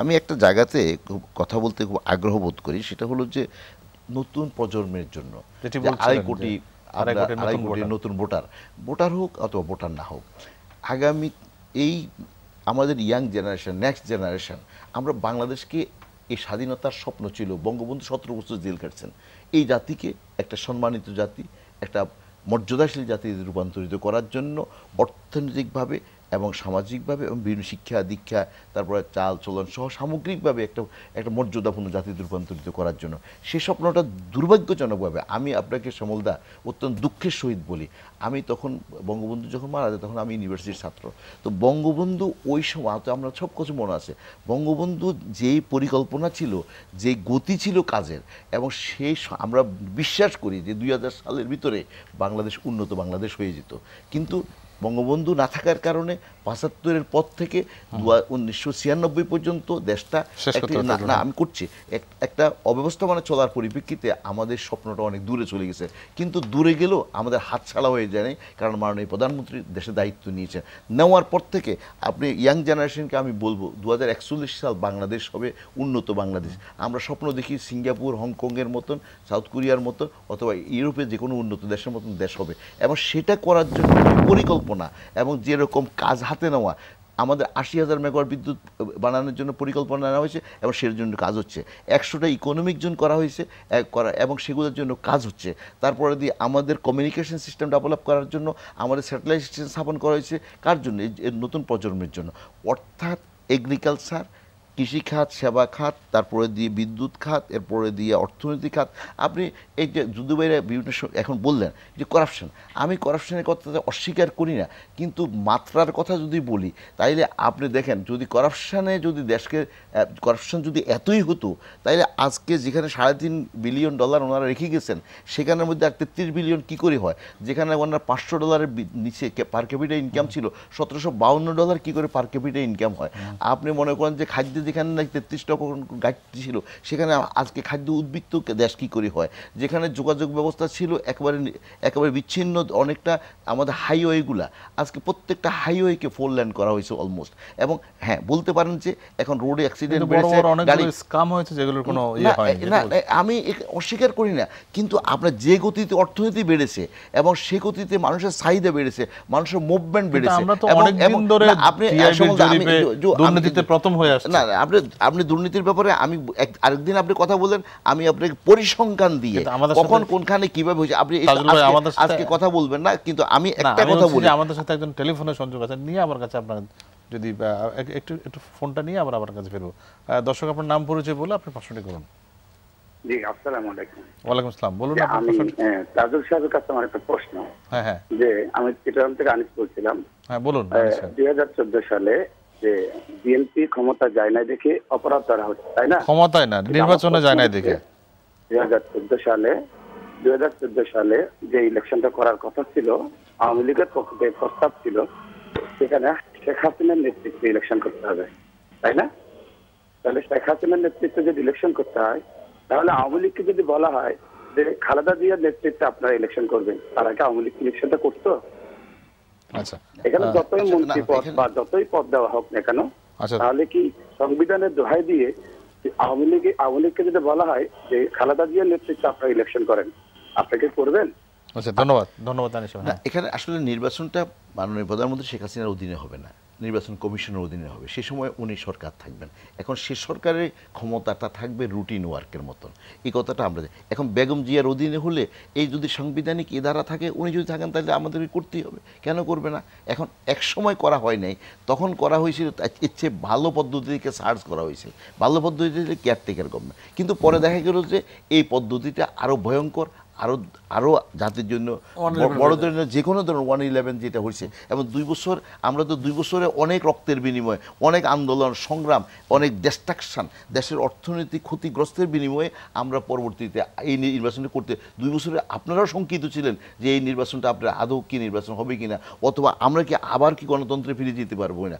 অতএব এখন আমার মনে হয় সব মহল এখন নিশ্চিত হয়েছে we do not have any option other than the continuity of the parliamentary process, এবং পার্লামেন্টকে কন্টিনিউ রেখেই আপনাকে এখানে পার্লামেন্টকে কন্টিনিউ থাকতেছে, এর ধারার বাইরে আপনি যেতে পারবেন না। আমি মনে করি যে আমাদের তরুণ প্রজন্মের জন্য আওয়ামী লীগের পক্ষ থেকে আওয়ামী লীগের ইশতেহারের মধ্যে একটা বড় স্বপ্ন নয়, স্বপ্ন পূরণের জন্য পথ নকশা তৈরি করে তা সেই গতিতে কাজ হচ্ছে। বাংলাদেশ আমি মনে করি আগামী প্রজন্মের জন্য একটা আপনার সুবর্ণ এবং সুন্দর আলোকিত দিন অপেক্ষা করছে। আমরা আশা করি সে সময় আমাদের দুর্নীতিও কমবে এবং সে সময় আমাদের রোড অ্যাক্সিডেন্টও কমবে, কারণ অনেক রোড হবে, এবং আমাদের বিদ্যুতের সমস্যা যেরকম সারাক্ষণ লোডশেডিং হতো যেটা নাকি গেছে, এখন আগামীতে আমাদের রোড অ্যাক্সিডেন্টের কথা বলেন, অথবা আমাদের অর্থনৈতিক প্রবৃদ্ধির কথা বলেন, কর্মসংস্থানের কথা বলেন, আমাদের রপ্তানির কথা বলেন, সামগ্রিক খাতে ব্যাপক অবদান রাখা হচ্ছে, এবং সেই অবদানের পরিপ্রেক্ষিতে বাংলাদেশ এগিয়ে যাবে এবং তরুণ প্রজন্মের আশা পূরণ হবে। প্রধান এমপি, হ্যাঁ, আমার কাছে প্রশ্ন ছিল বোধহয় ছাত্র ঢাকা ইউনিভার্সিটি রুবায়েতের, আমি ধন্যবাদ দিই তাকে যে আপনাদের স্বাতন্ত্র 72 সালের রাজনীতির কথা বলেছেন। সে 72 রাজনীতির একটা ঐতিহাসিক প্রেক্ষাপট বস্তুবাদ আমি বলে দেই, সেটা ওদের ঠিক মতো জানা নেই। একটা হচ্ছে যে আমরা দুর্নীতির কারণে বা অন্যায় বিচারের কারণে আমরা আওয়ামী লীগ থেকে বেরিয়ে আলাদা দল করে নিই। আমরা সেই সময় একটা রাজনৈতিক বক্তব্য ছিল, মুক্তিযুদ্ধের পর একটা জাতীয় সরকারের প্রস্তাব ছিল আমাদের, সেটা বঙ্গবন্ধু সরকার নামার কারণে আমরা বেরিয়ে আলাদা দল গঠন করেছি, নাম্বার 1। নাম্বার 2 হচ্ছে যে সেই দল গঠন করার প্রেক্ষিতে আমাদের সংগ্রাম আন্দোলন, তাই না, অনেক রকমের কথা আছে, হটকারিতা, কোনটা ঠিক কোনটা বেঠিক, বিভিন্ন রকম কথা অ্যানালিসিস আছে। ইতিহাস ঠিক করবে কোনটা ঠিক হয়েছে কোনটা বেঠিক হয়েছে। তবে একটা বিষয় পরিষ্কার, আমরা সেই সময় প্রচণ্ড শক্তিশালী একটা বিরোধী রাজনীতির ভূমিকা পালন করেছি। হ্যাঁ, একটা দুদু সাহেব বলছেন যে সেখানে এমপি আমরাও মারছি, ওনারাও মারছেন। ওনারা তখন এই দল করতেন না, তখন ওনারা ওই প্রগতির জন্য, সমাজ পরিবর্তনের জন্য ওনারা একই ধরনের রাজনীতি করতেন আর কি, হ্যাঁ, ওই মাঠে।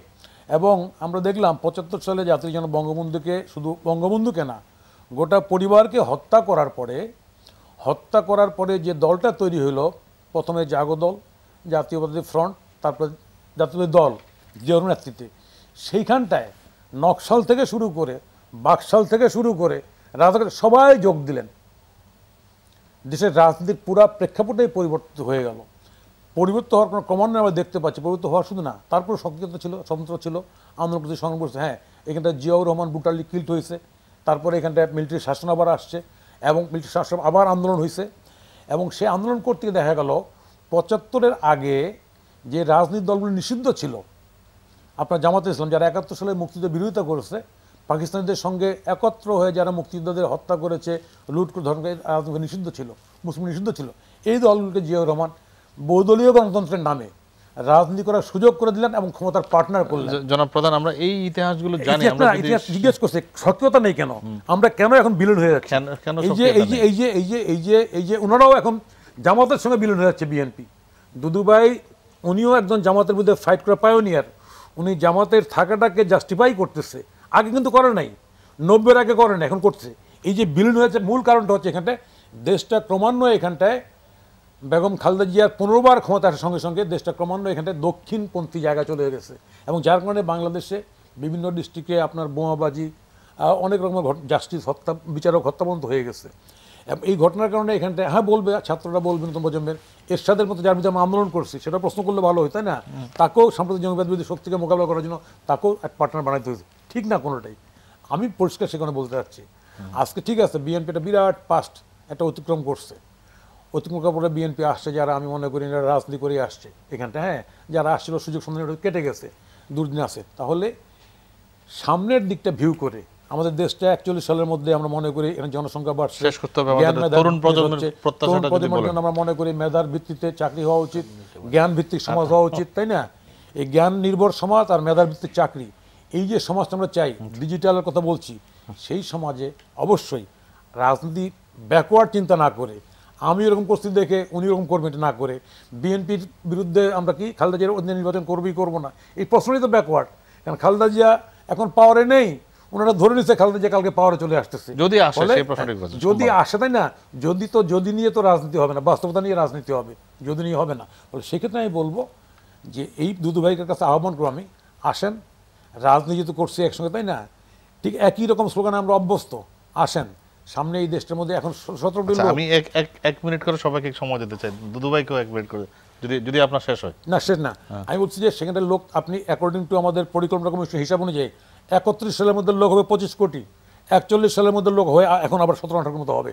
তো এই যে লোক হবে, আপনি জানেন বর্তমান প্রধান শেখ হাসিনা রাস্তা ডবল করতেছে, হাসপাতাল দ্বিগুণ করতেছে, স্কুল বিল্ডিং করতেছে, কেন করতেছে?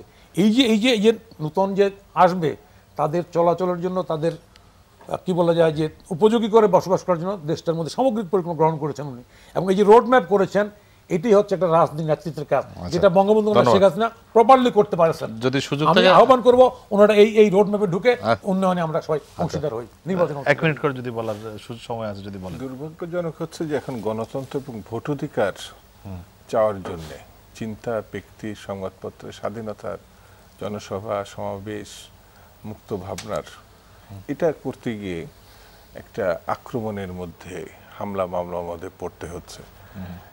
একটা দেশ স্বাধীন হয়েছে 30 লক্ষ শহীদানের মধ্যে দিয়ে, 2 লক্ষ মা বোনের আব্রুর মধ্য দিয়ে। এটা হলো আমাদের মনে হয় 47 বছরের কাছে এসে এটা নিয়ে সমগ্র জাতির যেমন ভাবনা আছে, রাজনৈতিক দলগুলোরও এটা নিয়ে চিন্তা করা উচিত। আগামী যে নির্বাচনটা আমরা করব 3-4 মাস পরে, কেন আমরা এক জায়গায় এসে কেন আমরা একটা ভালো নির্বাচন করব না? কেন মানুষের ভোটাধিকারকে নিশ্চিত করব না? প্রধানমন্ত্রীর দায়িত্বটা কি? মানুষের উপরে সমস্ত ক্ষমতা কেড়ে নেওয়া, হামলা মামলা অব্যাহত রাখা, এটা আমার কাছে মনে হয়েছে সবথেকে জরুরি প্রসঙ্গ। এখানে ওই একটা প্রশ্নের উত্তর আমি দিতে ভুলে গেছি, সেটা হলো যে আপনার জোটের আসন আওয়ামী লীগের পক্ষ থেকে এটা মনে করা হয়েছে এবং অর্থাৎ এটা দেওয়া হবে যারা নাকি যে এলাকায় প্রতিদিন জরিপ হচ্ছে এবং তথ্য উপাত্ত সংগ্রহ করছেন মাননীয় প্রধানমন্ত্রীর অফিস, এবং সেখান থেকে যারা নির্বাচনে বিজয়ী হতে পারে, জনগণের কাছে যারা প্রিয়, ওই সমস্তদেরকে নির্বাচনে মনোনয়ন দেওয়া হবে। আর বিতর্কিত ব্যক্তিদেরকে আওয়ামী লীগের পক্ষ থেকে স্বাভাবিকভাবে এইটাকে অত্যন্ত সতর্কতার সহিত বিবেচনা করবে। আর এখানে মাননীয় প্রধানমন্ত্রী জনগণকে ক্ষমতায়ন করার জন্য এবং জনগণের অধিকার আদায়ের জন্য এবং সমবন্টন সুষম ব্যবস্থা কায়েম করার জন্য ভিক্ষুক থেকে আরম্ভ করে আপনার পঙ্গু থেকে আরম্ভ করে এমন কোনো শ্রেণী পেশার অথবা শ্রেণী গোত্রের কোনো কাউকে বাদ দিচ্ছেন না, যাদেরকে অর্থনৈতিক এবং সামগ্রিক সুবিধা দেওয়ার থেকে দেওয়া তাদের কাছে। বক্তব্য থাকে আপনার 30 সেকেন্ড। বক্তব্য হচ্ছে যে আমাদের এই জ্ঞান নির্ভর সমাজটাকে তৈরি করার জন্য আমাদের মুক্তিযুদ্ধের উপর বেসিস করে ভিত্তি করে আমাদের সবারই উচিত, আমি দুদুভাইকে আহ্বান করব, জামাত পরিত্যাগ করেন, আসেন সবাই মিলে ভালো নির্বাচন, আরো ভালো নির্বাচন। আমরাও চাই আরো ভালো নির্বাচন এবং সেটি সকল দলের অংশগ্রহণে। দর্শক, কাজ এই পর্যন্তই। আগামী সপ্তাহে আবারও অনুষ্ঠানে দেখার আমন্ত্রণ রইল। সবাই ভালো থাকুন, সুস্থ থাকুন, সবার জন্য শুভকামনা।